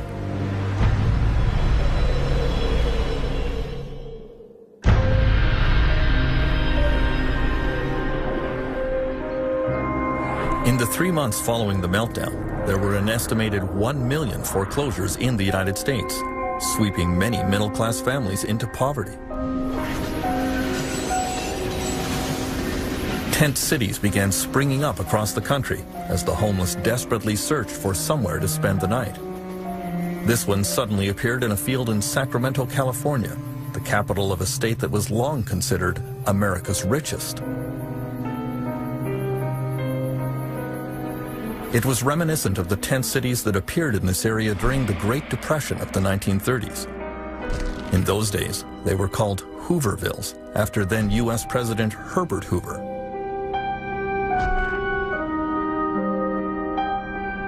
Back then, homeless people camped along the banks of the Sacramento River at the edge of town. And again today, the homeless have pitched their tents in the exact same spot. It is a dangerous place because the river can suddenly overflow its banks and flood the area. Bill Diola says they have tried to camp in safer places in Sacramento, but were chased away. The camping law states that if you're inside the city limits, you cannot pitch a tent for more than 24 hours. Can't camp in one spot for more than 24 hours, even with written permission from the property owner. I'm 2 months homeless. This is all new to me. These guys lead me the way. Municipal officials in Sacramento quickly ordered the big tent cities dispersed and did everything in their power to drive the homeless out of their jurisdiction. Many were arrested or fined.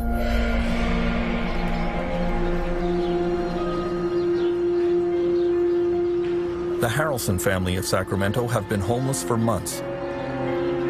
When debt overcame them, they sold their house and tried to move in with relatives, but it didn't work out. They are on bicycles now because they can't afford a car, which is sadly ironic because Francis is a retired auto worker. I worked for General Motors for about 30 years. And I got an early, when they came out with the early retirements, I jumped on it.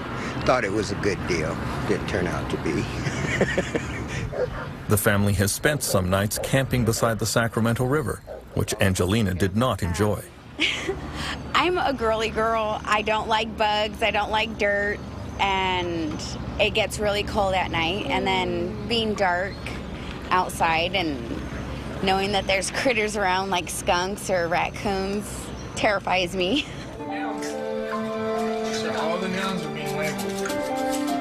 The Harrelsons' 8-year-old son Joseph attends the Mustard Seed School in Sacramento, a school specially for children who are homeless. We do recess, then we go in and we eat breakfast there, and we do a journal and DOL. After the afternoon, we do math or science, just fun stuff to do. After the global financial collapse knocked so many families out of their houses and down below the poverty line, there are now over 1.5 million homeless children in the United States. This school is privately funded by a charity called Loaves and Fishes. It's not uncommon when the kids first come, you know, we have sack lunches that groups in the community have fixed for the kids. And a child will be eating her lunch, and the teachers will notice that she's hiding food. And when asked, that little girl will say, well, it's for my mother. I know she's going to be hungry. And for a child to be hiding food to take care of her hungry mother is not the way things should be. What is this? I have no idea. There's times where he gets really frustrated at us and he'll tell us, why can't you just give us a home like other normal kids? I want my own room back. It breaks my heart when he gets frustrated like that. It really breaks my heart to have to sit there and tell him, you know, I'm sorry. More and more charity organizations are stepping up to offer food and clothing to the homeless, but the demand just keeps growing.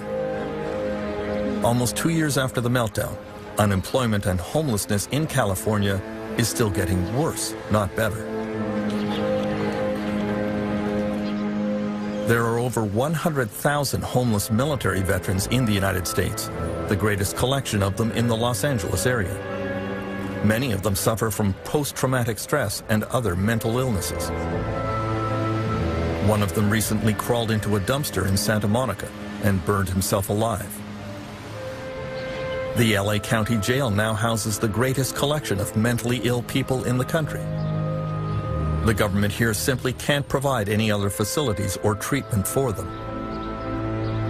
Please welcome the 38th Governor of the state of California, Governor Arnold Schwarzenegger recently announced a new range of budget cuts, which will certainly make the situation even worse. But he remains optimistic. The power of California's innovators and entrepreneurs is still strong. We are still the shining city on the hill. I don't consider it by any means a failed state.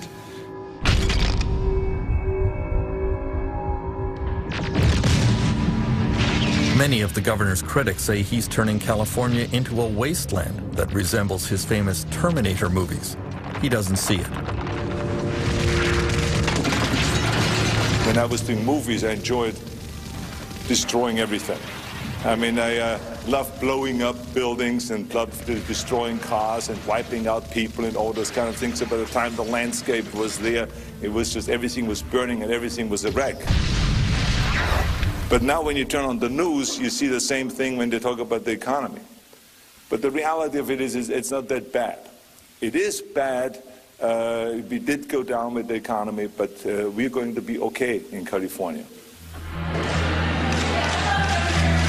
This debate is turning into a bit of a family feud for Republican Governor Schwarzenegger. He's married to Maria Shriver, whose family has long been associated with the Democratic Party. His brother-in-law, Bobby Shriver, is now the mayor of Santa Monica. He thinks California is a failed state. The optimistic side of the argument is the state's failed. Something radical needs to happen. The non-optimistic side, to me anyway, is look, everything's going to be okay. when in fact, it's not okay now, it's getting worse, and it could get a lot worse.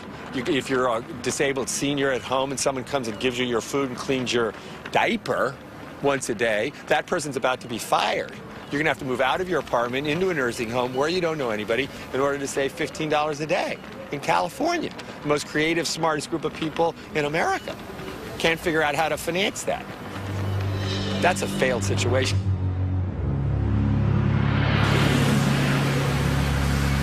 This is absolutely outrageous. Many people believe that Canada was largely spared by the global financial crisis. The people of Windsor, Ontario, don't feel that way.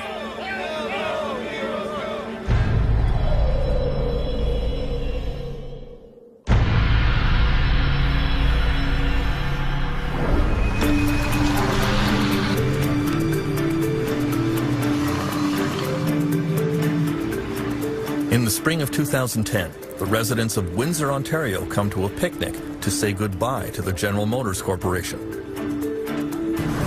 It's a bittersweet occasion.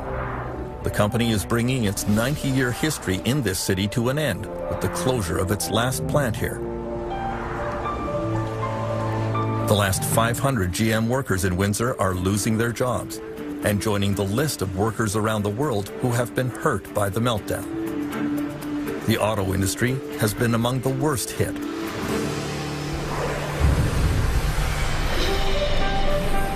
At its height, General Motors employed 7,000 workers in Windsor.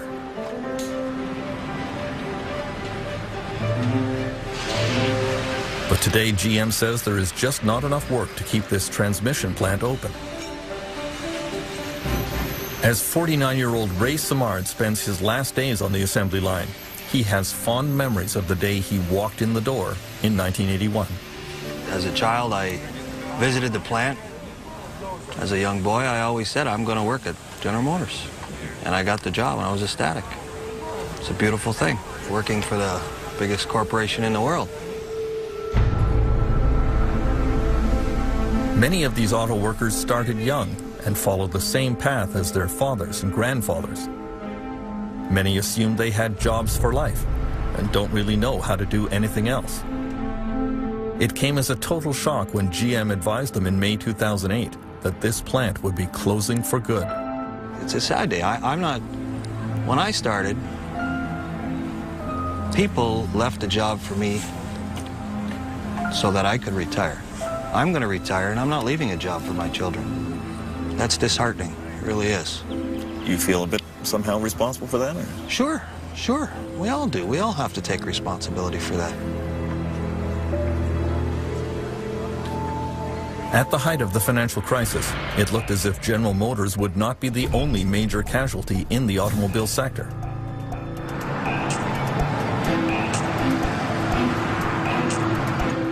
Chrysler was headed for bankruptcy as well. The Chrysler minivan plant in Windsor employs over 4,300 workers. Canadian federal and provincial politicians were summoned to an emergency meeting at Chrysler headquarters in Detroit. Ontario's Minister of Economic Development and Trade was there, Windsor's Sandra Popatello. They sat down with us and started talking about what their condition really was, and it was very frightening to hear. And I guess being from Windsor, being brought up here, most of our lifeblood has been from the automotive sector. I thought I would never see the day that I would hear or get a sense that this could collapse. At the height of the 2008 crisis, executives from the big three U.S. auto companies came to Washington to ask for a massive government bailout. Famously, they all arrived in private corporate jets. There was a wave of revulsion from politicians and workers. Who do you think you are? You're asking for $50 billion and you fly in on a corporate jet? Those are our profits as well. As workers, every worker, I know at our plant they said, you got to be kidding me. The U.S. government came up with the bailout money, and Canada quickly followed suit. Canadian Finance Minister Jim Flaherty is the Member of Parliament for Oshawa, another riding that depends on the automotive sector. discussions have taken place about this. He points out that there were many jobs at stake in Canada beyond those at the big three U.S. car companies. The fundamental challenge was this: were we going to be in the auto business or not? And the big driver, from my point of view, was the fact that we have three of the largest global parts companies in the world in Canada. And that's where most of the technological innovation is. So we lose Chrysler, we lose General Motors, they continue in the United States and Europe and elsewhere, we're going to lose those parts companies too, because they'll have to follow them. This is absolutely outrageous. One group of workers in Windsor decided to fight back against their plant closing. The incident came at the Aradco car parts plant, which manufactured stamped metal components for Chrysler. In March 2009, workers were called on a Monday night and told to stay home. The American-owned plant was shutting down. Aradco workers realized that their management was trying to sell all the equipment and sneak off without paying any kind of settlement to employees, some of whom had worked for decades and were owed $30,000 or $40,000. Not today, motherfucker!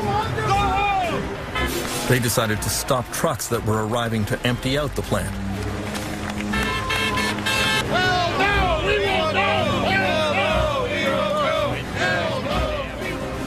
Then, when management still refused to negotiate with them, the workers occupied the plant. Isn't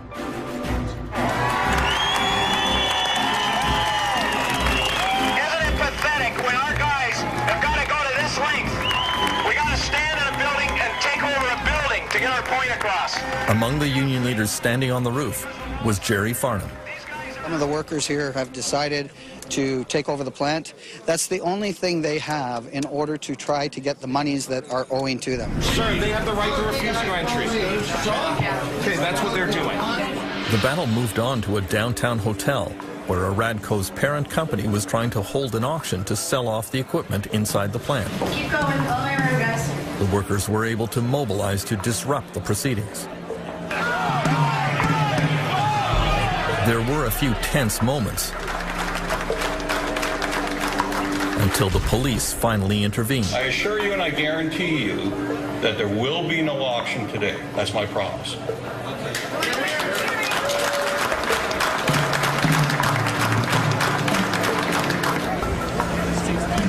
It turns out that the American owners of this plant were already fugitives from justice. Aradco was operated by a California company called Catalina. The company website, now defunct, shows the name Gregory Willis as chief executive officer. This Michigan document shows that a few weeks before the plant was closed, Catalina's owners took the precaution of officially dissolving the company. The same owners had played the same game in 2006 in France. There as well, the plant was closed, the workers occupied it, but in France the owners were tried and convicted of breaking French law. In Windsor, union leader Jerry Farnham says that Canada has similar laws, but they are not enforced. Our government doesn't have the balls to step up to the plate and go after what's rightfully owed to the workers. And the reality of the day, this part here really pisses me off because of the fact that the government has laws in place, but they're not being enacted on at all. These guys are heroes. In the end, Chrysler stepped in and paid the workers about a quarter of what they were owed, and so the Aradco occupation ended. Unfortunately, only a handful of them have been able to find work in other plants. This is a nice truck, eh? Did you see For that? Ray Samard, forcibly retired from GM at age 49, the future looks a little scary. He realizes that he is unlikely to find a new career that pays anything like the auto industry, but he is ready to make the best of it. I still have young children that I need to put through university, so there will be a change in my work employment. I'm not sure exactly what door is going to open for me yet. I'm still, my dad was a carpenter, and I may have to pick up my tool belt again. That's a possibility. The most devastating effects of the financial collapse are being felt in the countries that flew the highest during the global real estate boom. In Spain and in Dubai.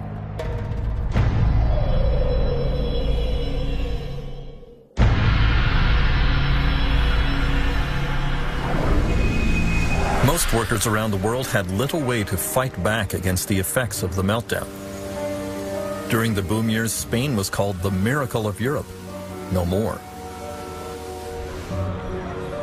At 6 a.m. every morning at the Plaza Elliptica in Madrid, immigrant workers from many countries line up and hope to be picked for a day's work by small contractors who drive by. With unemployment at 20%, they were the first to lose their jobs. The Spanish government recently offered to pay immigrants to go back to where they are from. Few took up the offer. Suleiman from Mali says he will hold on here in hopes that things will improve. But he sees no evidence that will happen.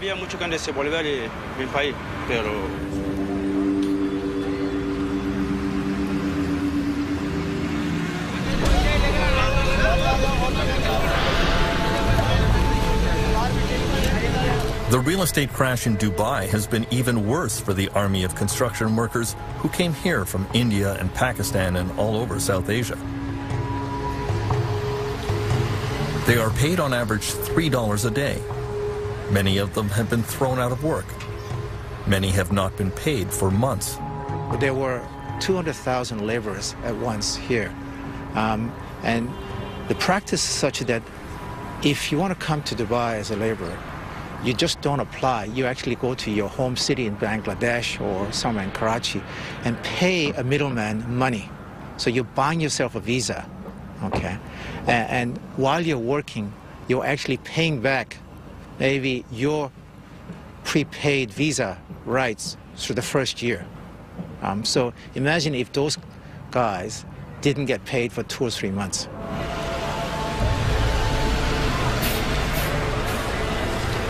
Some of these workers went on strike demanding back pay. Dubai authorities started rounding up unemployed workers and forcibly expelling them from the country. For many, it is unclear whether it is worse to stay or to go home. Because many of them had to take on debt in their home country in order to get to Dubai, to pay for their visas and sponsorship, they're actually going to go home either at a loss or, in the worst case, indebted to money sharks in their home country. So in many ways, they're the biggest losers of the Dubai crisis. As the grim toll of the financial crisis continues to mount around the world, many governments are looking for the true causes of the meltdown. In many cases, what they are finding is criminal. The search for the causes of the global financial meltdown has led to some evidence of fraud and corruption. In the City, the financial district of London, England, during the boom, the wild partying and flaunted excess of the banking world became legendary. Then a deep throat appeared, someone who was telling tales out of school that could get everyone in trouble.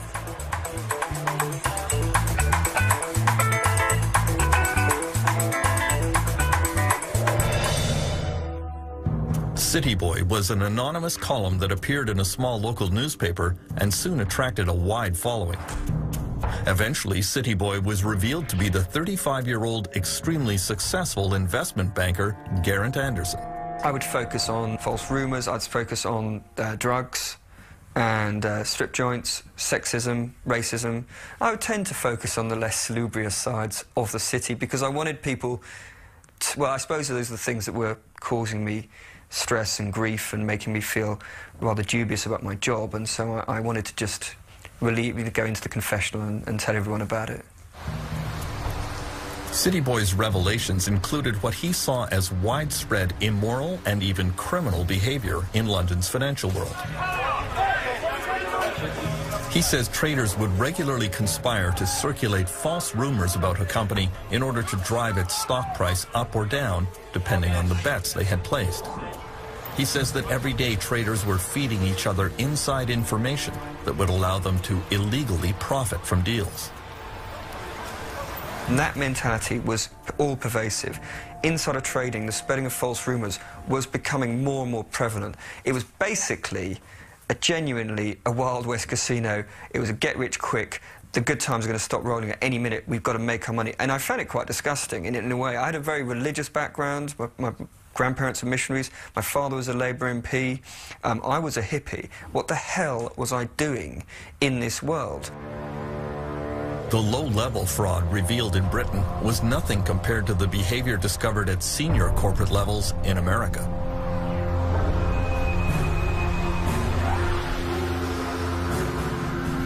U.S. investigators, however, discovered that criminal behavior is hard to prove when it involves some of the most powerful people on Wall Street.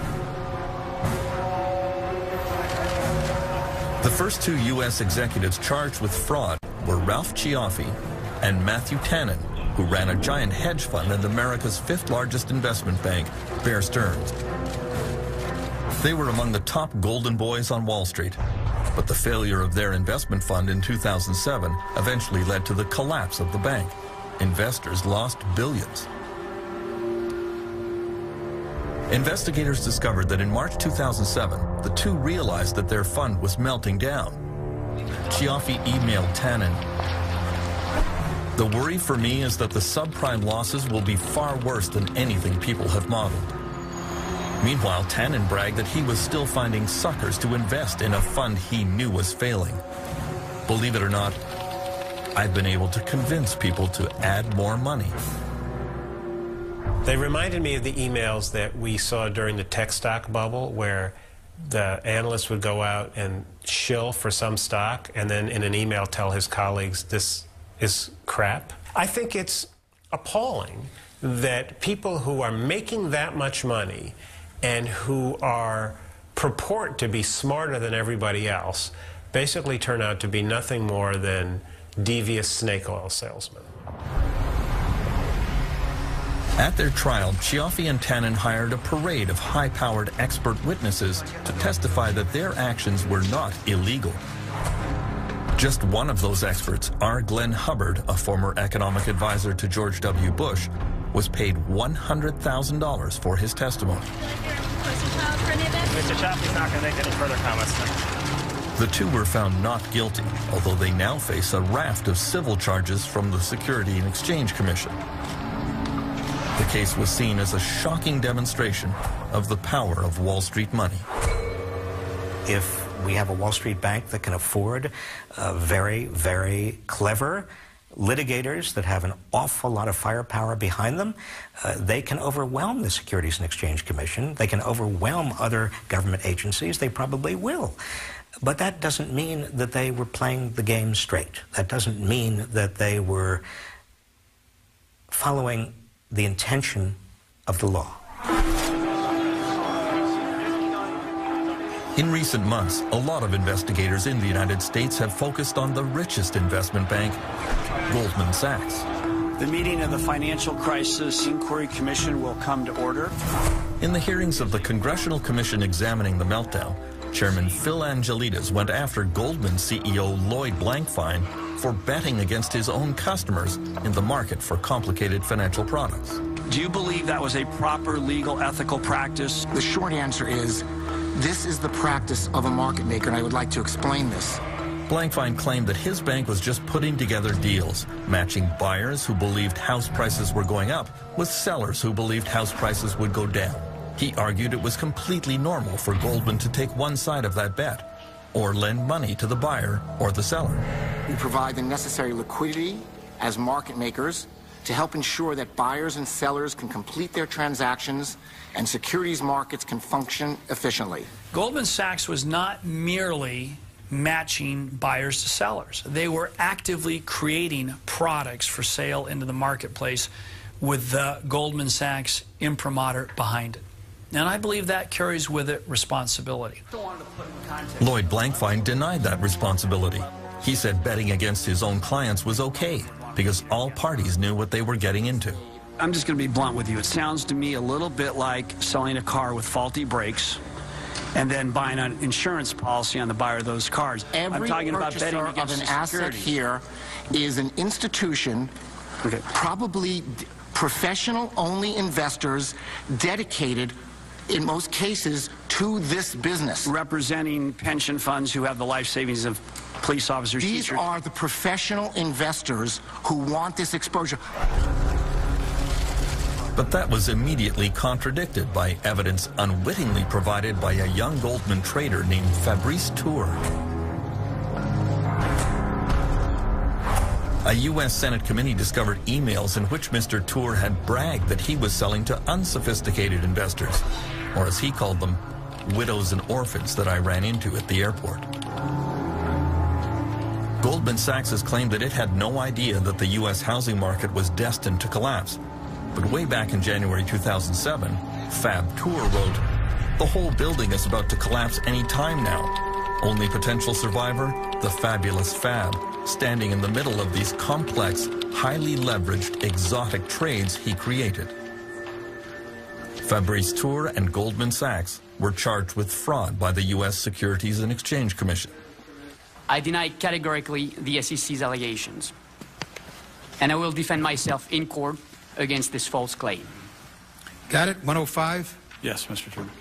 Senate Investigations Committee Chairman Carl Levin went after Tour's superiors at Goldman Sachs, reading other emails which indicated they knew they were selling faulty products to their own clients. June 22 is the date of this email.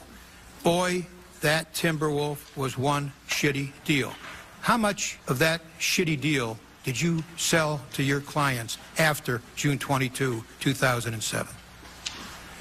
Mr. Chairman, I don't know the answer to that, but the price would have reflected levels that they wanted to invest in. Oh, of course, but they don't know it's a... You didn't tell them you thought it was a shitty deal? Well, I didn't say that. Come on, Mr. Sparks. Well, Mr. Chairman... Should Goldman Sachs be trying to sell... And by the way, it sold it, a lot of it, after that date. Should Goldman Sachs be trying to sell a shitty deal? Well... Can you answer Again, that one? Can you answer that one, yes or no? I mean, we expect, I think, when we go into the hardware store or when we go into the toy store for our children, that when we buy products, that they're good products and that the people selling them stand behind them. It's really the nature of responsibility in a society and an economy.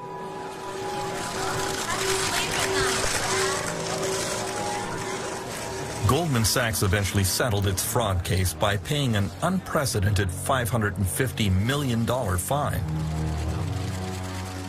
But several members of the U.S. Congress sent this letter to the Department of Justice, officially requesting a criminal investigation of Goldman and its senior executives. One of the reasons I'm interested in criminal proceedings is because you can go after their bank accounts.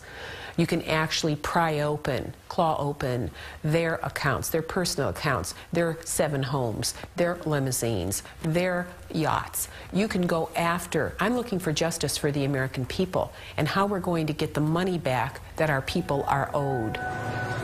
Only 2 days after Goldman Sachs was charged with fraud, Chairman Lloyd Blankfein authorized a $5.5 billion package of new bonuses for his executives. That was somewhat galling to members of Congress who had seen the company benefit to the tune of several $100 billion from the U.S. government bailout. Goldman Sachs was not a normal bank. It was a speculator in the market. How would it be if you went to Las Vegas and you gambled all your money away? And then, at the very end, you said, oh my goodness, my bad behavior should be rewarded, right? And you get the government of the United States to pay for your losses in Las Vegas. That's a great deal. That's what he did. And they not only took their losses and gave them to someone else, they paid themselves bonuses for doing it. The search for fraud and corruption behind the meltdown was also underway in Europe, where some high-level con artists are going right back to business.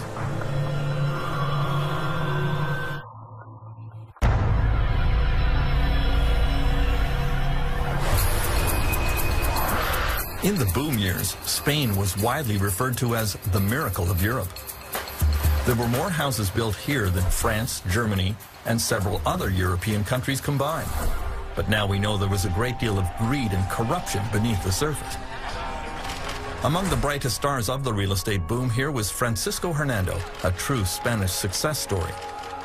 He lived a flamboyant lifestyle, surrounded by his motorcycle racing team, his corporate jets, and his private yacht. Not just any yacht, but a 236 feet long, costing $80 million, the biggest, most expensive yacht in Spain.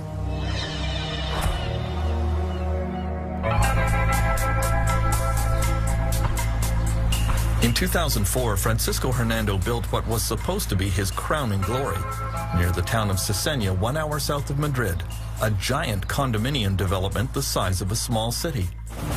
There were 89 buildings containing 13,000 apartments. The project was approved in record time. His town would bear his personal imprint, a community garden named after his wife, Maria Odena. And near the entrance, a 20-foot statue of his parents. He hecho la fiesta para mí, para los que me han comprado los pisos, los que han confiado en mí. At the gala unveiling of the project, Hernando was treated like a rock star by the Spanish media. Then a young reporter started to examine the story more closely. Bueno, así a primeras dices, pues qué bien, ¿no? Everyone was saying, wow, that's great, that's wonderful, he's a self-made man. El problema es cuando te metes en esa historia y empiezas a The problem is when you dig deeper into the story, you discover that the project was approved in record time with no provision for things like water, roads, health facilities, all things that should be provided for families living there. It wasn't normal to see it approved with all these shortcomings. Alejandro Ramon soon discovered that the Cesena project had been arranged with massive bribes to the mayor of the nearby town.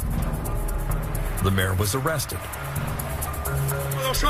Journalists investigating Francisco Hernando's previous projects found a similar trail of corruption and bribery. He did not welcome this new brand of media attention. Today, Hernando's showcase development of Cesena is a ghost town. Without all the proper hookups for water and sewage, very few people could actually move in. There is just one empty building after another, connected by deserted streets. Because of the meltdown, the market for condominiums has collapsed. Francisco Hernando has evaded prosecution because Spanish police have not yet been able to prove that he was the source of all the bribes.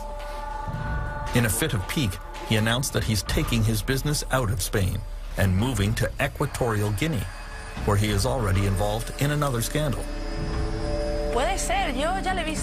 We've seen this guy do the same thing over and over now in different countries. I don't know if this guy knows how to do it any other way. Maybe that's just how he does things. Over the last 2 years, criminal investigations in Spain have resulted in dozens of arrests.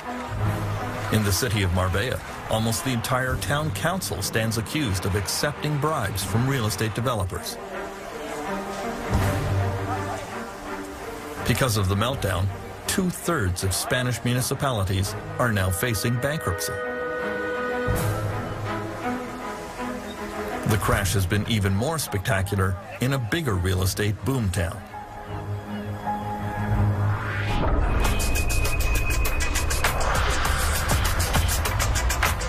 In the years before the meltdown, Dubai had the biggest real estate bonanza in the world. Then the market here tumbled, losing 50% of its value, leaving Dubai virtually insolvent.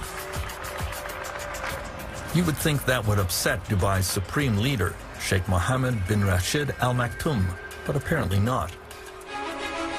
In January 2010, Sheikh Mohammed threw this massive party to mark the opening of the world's tallest building, the Burj Khalifa.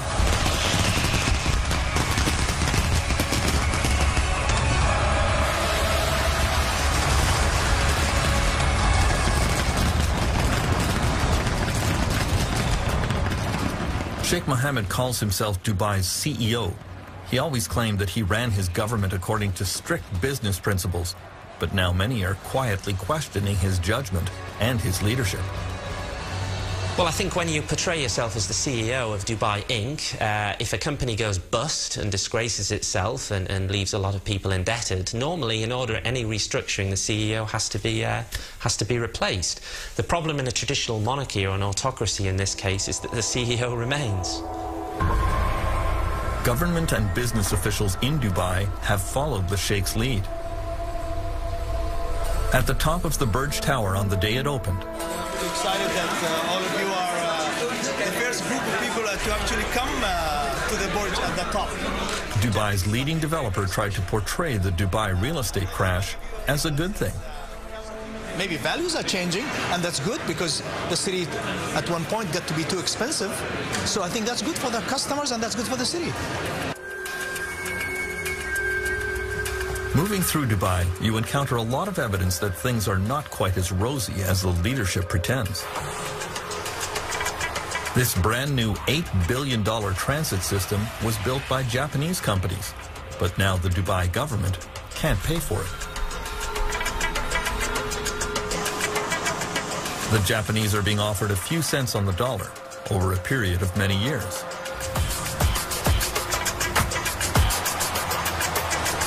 Before the crash, Dubai was home to the world's greatest collection of building cranes.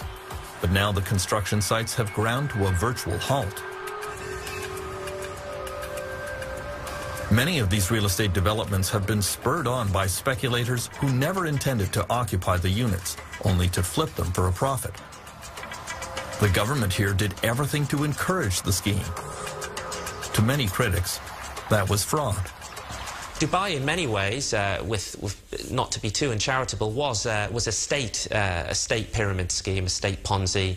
It relied on more people coming in to buy the properties or even the deposits of people who'd been there a little bit earlier than them, and it had to keep on going. The crash when it happened in Dubai was like a game of musical chairs coming to an end. The fools who were left with these half-finished properties, or in some cases patches of sand, were unable to sell on the premium because they were worthless by this stage. In the ultimate denial of reality, Dubai is moving right into its next real estate mega project called The World. It is a series of islands off the coast, roughly in the shape of a world map. Developers are supposed to buy the islands and build their own tourist facilities on them. Austrian Joseph Kleindienst has bought the islands of Central Europe. The first island to be developed will be Germany. Joseph believes passionately in this project. His dream here includes hotels and condominiums to be used year-round by German tourists. Why would those tourists come here when the temperature in Dubai reaches 40 degrees Celsius, which it does for months at a time? Easy. Joseph says he's going to air condition entire streets. The R&D Institute from Germany, the Fraunhofer Institute, came up with an excellent idea to help during this time. We will build a 1.6 kilometer long boulevard, climate controlled, so that people can walk outside 12 months a year and enjoy the climate controlled boulevard. Joseph's optimism seems hard to justify. The parent company of the World Project has announced that it cannot pay its debts to its many creditors. The international skepticism about Dubai is only growing, especially because the government here has been very secretive and even disingenuous about the state of its finances.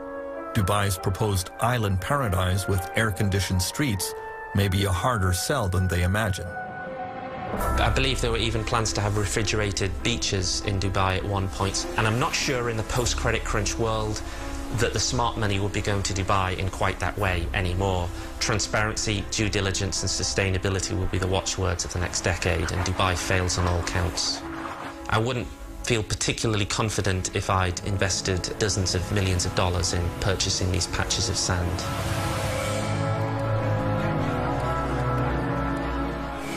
While Sheikh Mohammed tries to pretend that the meltdown never happened, other world leaders are trying to get to the root of the problem. There have been some very tough questions, including one from an unexpected source.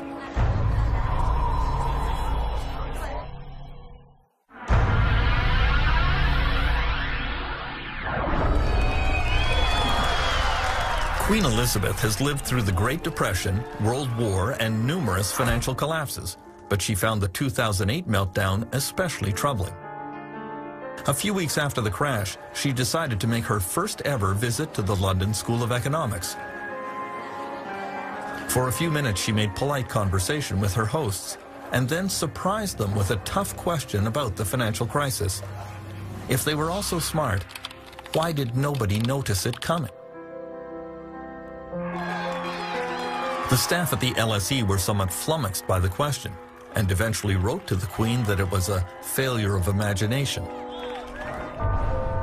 Martin Wolf of the Financial Times of London, considered one of the foremost economic minds in Britain, has a more intriguing answer.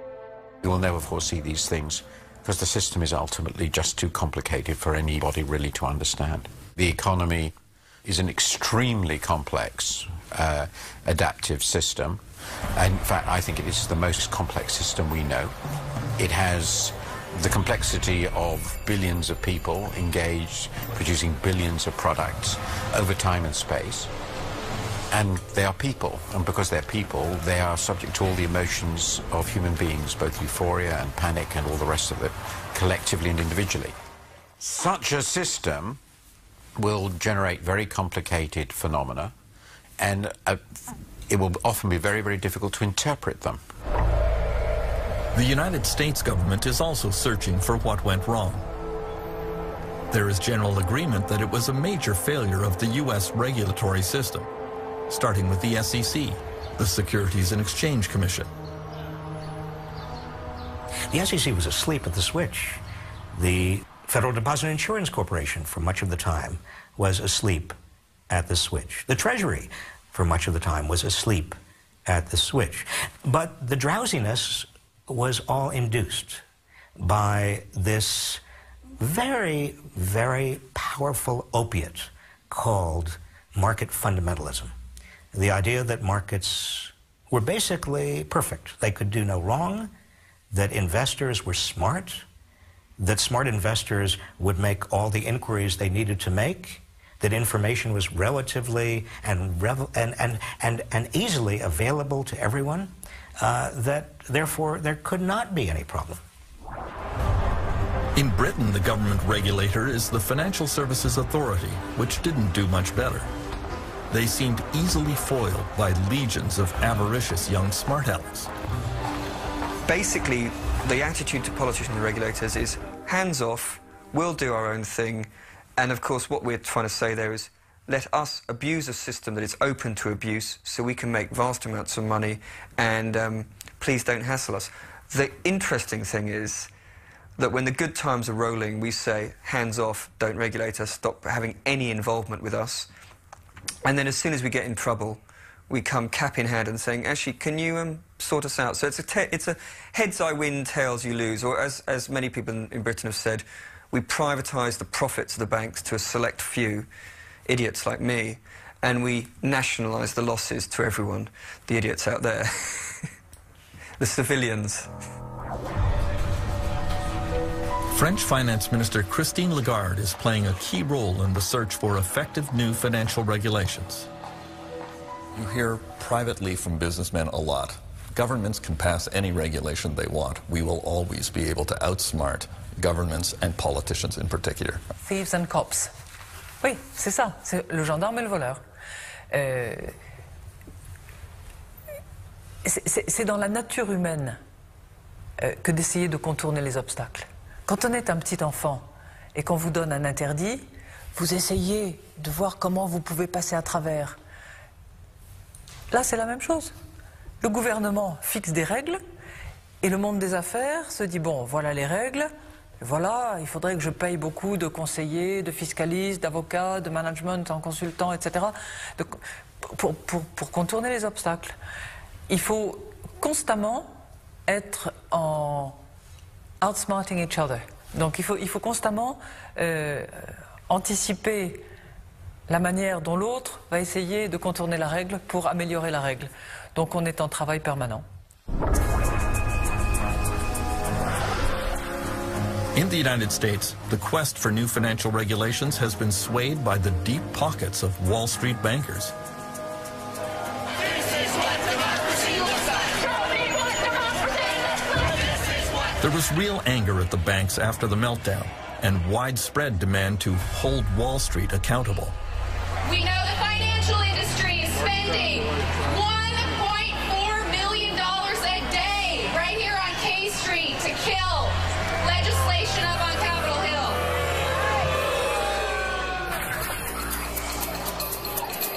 Hill. Consider this. On Capitol Hill, Wall Street lobbyists outnumber elected politicians 5 to 1. The politicians are surrounded and outgunned. Somehow, though, Wall Street claims that it lost out in the financial reform package eventually signed into law by Barack Obama. I would be very skeptical of all Wall Street claims that they failed in terms of this new financial package. Certainly, they have an interest in making the public feel that they failed. And certainly members of Congress, Democrats and Republicans, have an interest in making the public feel that they were very tough on Wall Street.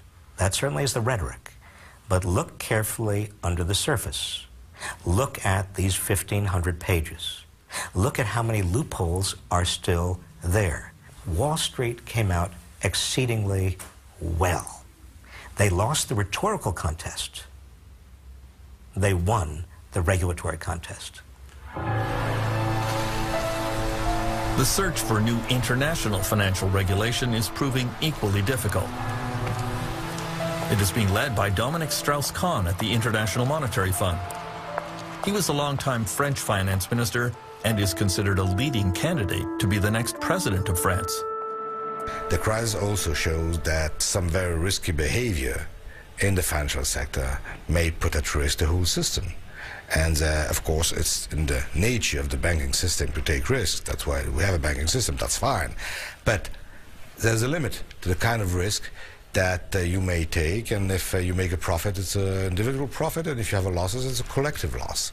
So putting in place different kind of regulation that avoid or that limit this appetite for risk is also part of what has to be done.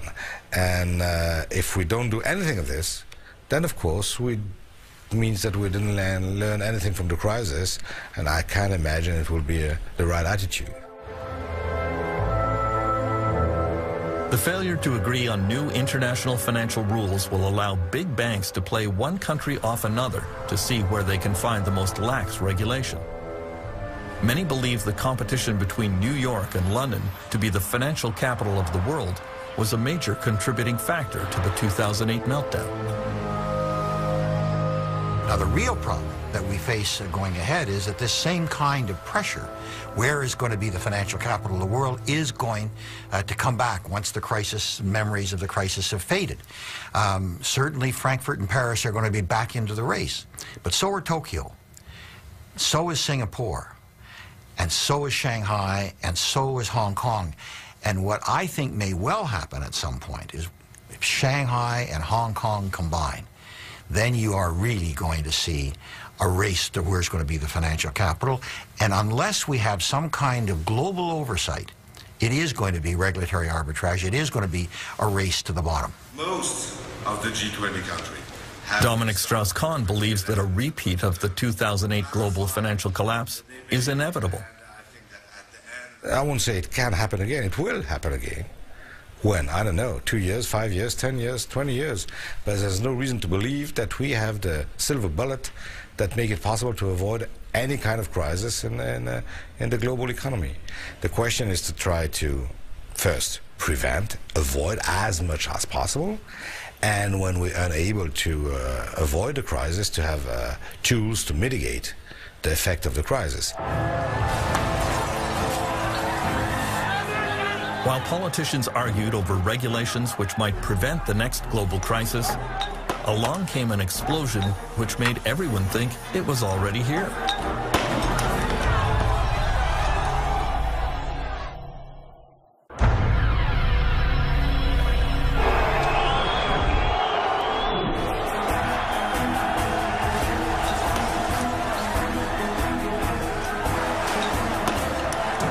In the spring of 2010, it looked as if the next global financial crisis was already starting.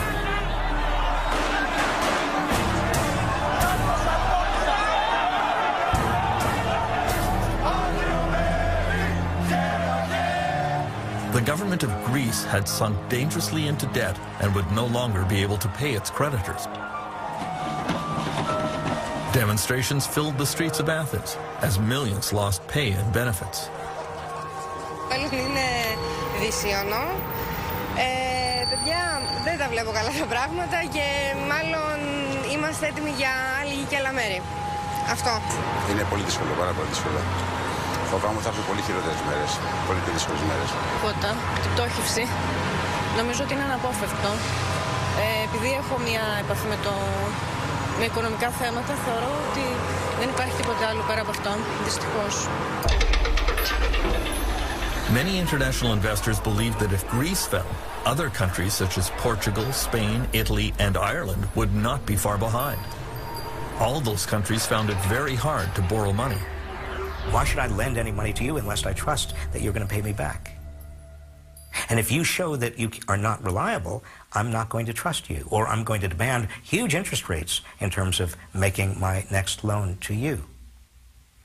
Sovereigns are no different from banks, no different from individuals. So we've got to restore trust. Trust was supposed to be restored in Greece and other weak European countries with a $1 trillion bailout funded by the strongest European powers and the International Monetary Fund. Dominic Strauss-Kahn worries that the bailout is only a temporary solution to Europe's problems. The problem of Europe is a bigger problem than the Greek crisis. The problem of Europe is a problem of low growth. The problem of Europe is the fact that there's almost no increase in productivity, and that this huge set of countries accounting for close to 1/3 of the global GDP is just unable to, in the recovery, to take advantage of the recovery. So far, the recovery in most parts of the world has been funded by massive government spending. This was the way to quickly create jobs in everything from construction to engineering, and thus alleviate the unemployment crisis. Now, a lot of people would say you're just putting off the pain for a later date, and indeed we are. What we're doing is those governments are taking on debt to do that, and it's our children and grandchildren who presumably will eventually have to repay that debt in order to finance our little rescue today, which might not work and might only put a day of reckoning off for another couple of years. For some leaders, such as Nicolas Sarkozy of France, the global financial crisis has been a profound shock that radically transformed their view of the world. Sarkozy has always been seen as a right-wing free enterpriser, very much pro-capitalist and pro-American. Then France was rocked by plant closures and labor upheavals. Some workers even kidnapped their bosses and turned to other forms of violence. Il nous faut trouver. In September 2008, Sarkozy gave a speech that astonished his audience. Le laisser-faire, c'est fini. Le marché tout-puissant qui a toujours raison, c'est fini. Je vous l'ai dit, je crois qu'on a tous changé au travers de cette crise. Et en même temps que la bulle immobilière et que la bulle financière s'est dégonflée, ça nous a tous permis de faire un peu un examen de conscience de la création de valeur, de la répartition des ressources, de l'allocation des richesses, de la stratégie des pays les uns à l'égard des autres, de la mesure du bien-être. Je crois que sur tous ces points-là, nous avons tous évolué, le président de la République aussi. Ce sont des principes simples sur lesquels je ne céderai pas. President Sarkozy has asked some of the world's leading economists to come up with new ways of measuring growth and prosperity, to give greater consideration to the environment and quality of life. He wants a rethinking of capitalism. What gets measured gets done. Si vous n'êtes pas capable de mesurer quelque chose, vous ne faites rien, vous n'améliorez rien, puisque vous ne savez pas par rapport à quoi vous vous basez. Donc la mesure des choses est extrêmement importante. Je vous donne un exemple. Si vous pensez que l'eau n'a aucun prix, vous laissez couler tous vos robinets. Ça n'a pas de prix. Et pourtant, ça a un coût. Vous consommez de l'eau. Donc il faut, pour chaque chose, pouvoir fournir une valeur, pouvoir fixer un prix. While many Western nations are rethinking capitalism, China is embracing it with a fervor that could prove dangerous.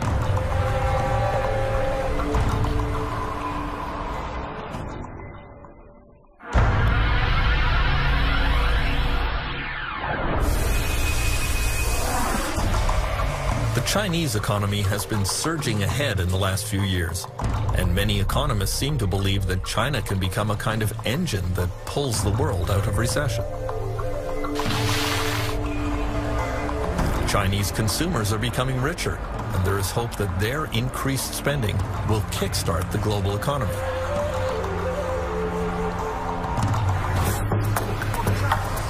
On the other hand, there is widespread concern that the next real estate bubble that will lead to the next global meltdown is already inflating here. In the world's largest municipality, Chongqing, you see the construction of an endless supply of apartments right beside other apartment buildings that are largely unoccupied. Scenes eerily familiar from the real estate bubble which preceded the 2008 meltdown in Dubai and elsewhere.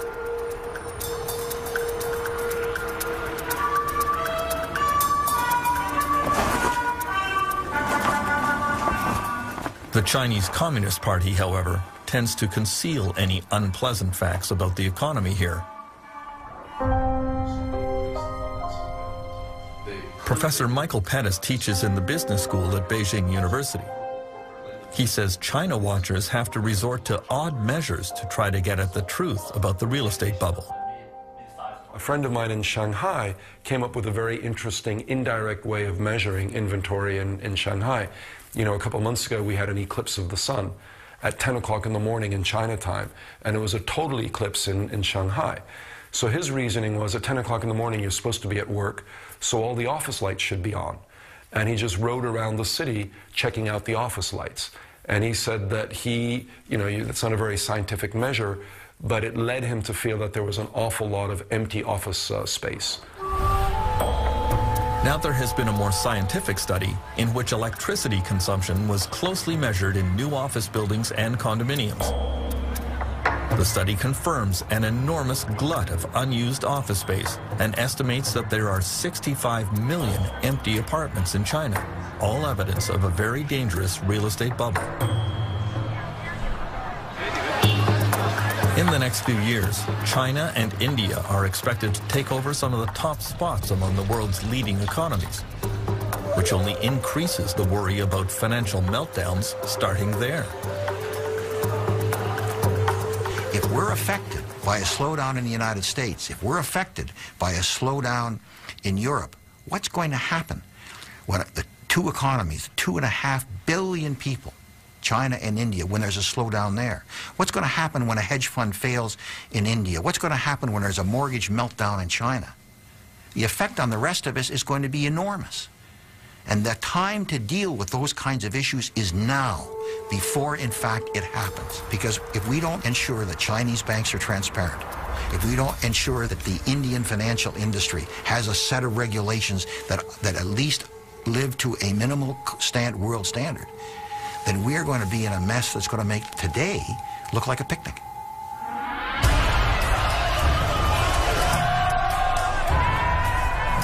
In the last 2 years, Canadians learned about the power and unpredictability of a financial crisis. Canada has had only a small taste of the wrenching protests and disruption that became the hallmark of the financial collapse around the world. This was the first truly global economic meltdown, where the interconnectedness of the world economy exploded in ways that very few bankers and economists had foreseen. And very few politicians knew how to deal with.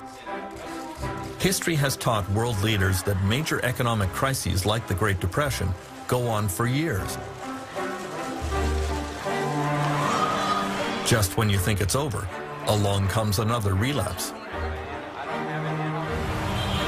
Even though the causes of the 2008 meltdown are now clear, there is no magic formula to stop it from happening again. The world has to start planning for the next crisis, even as we recognize that this one is not over yet.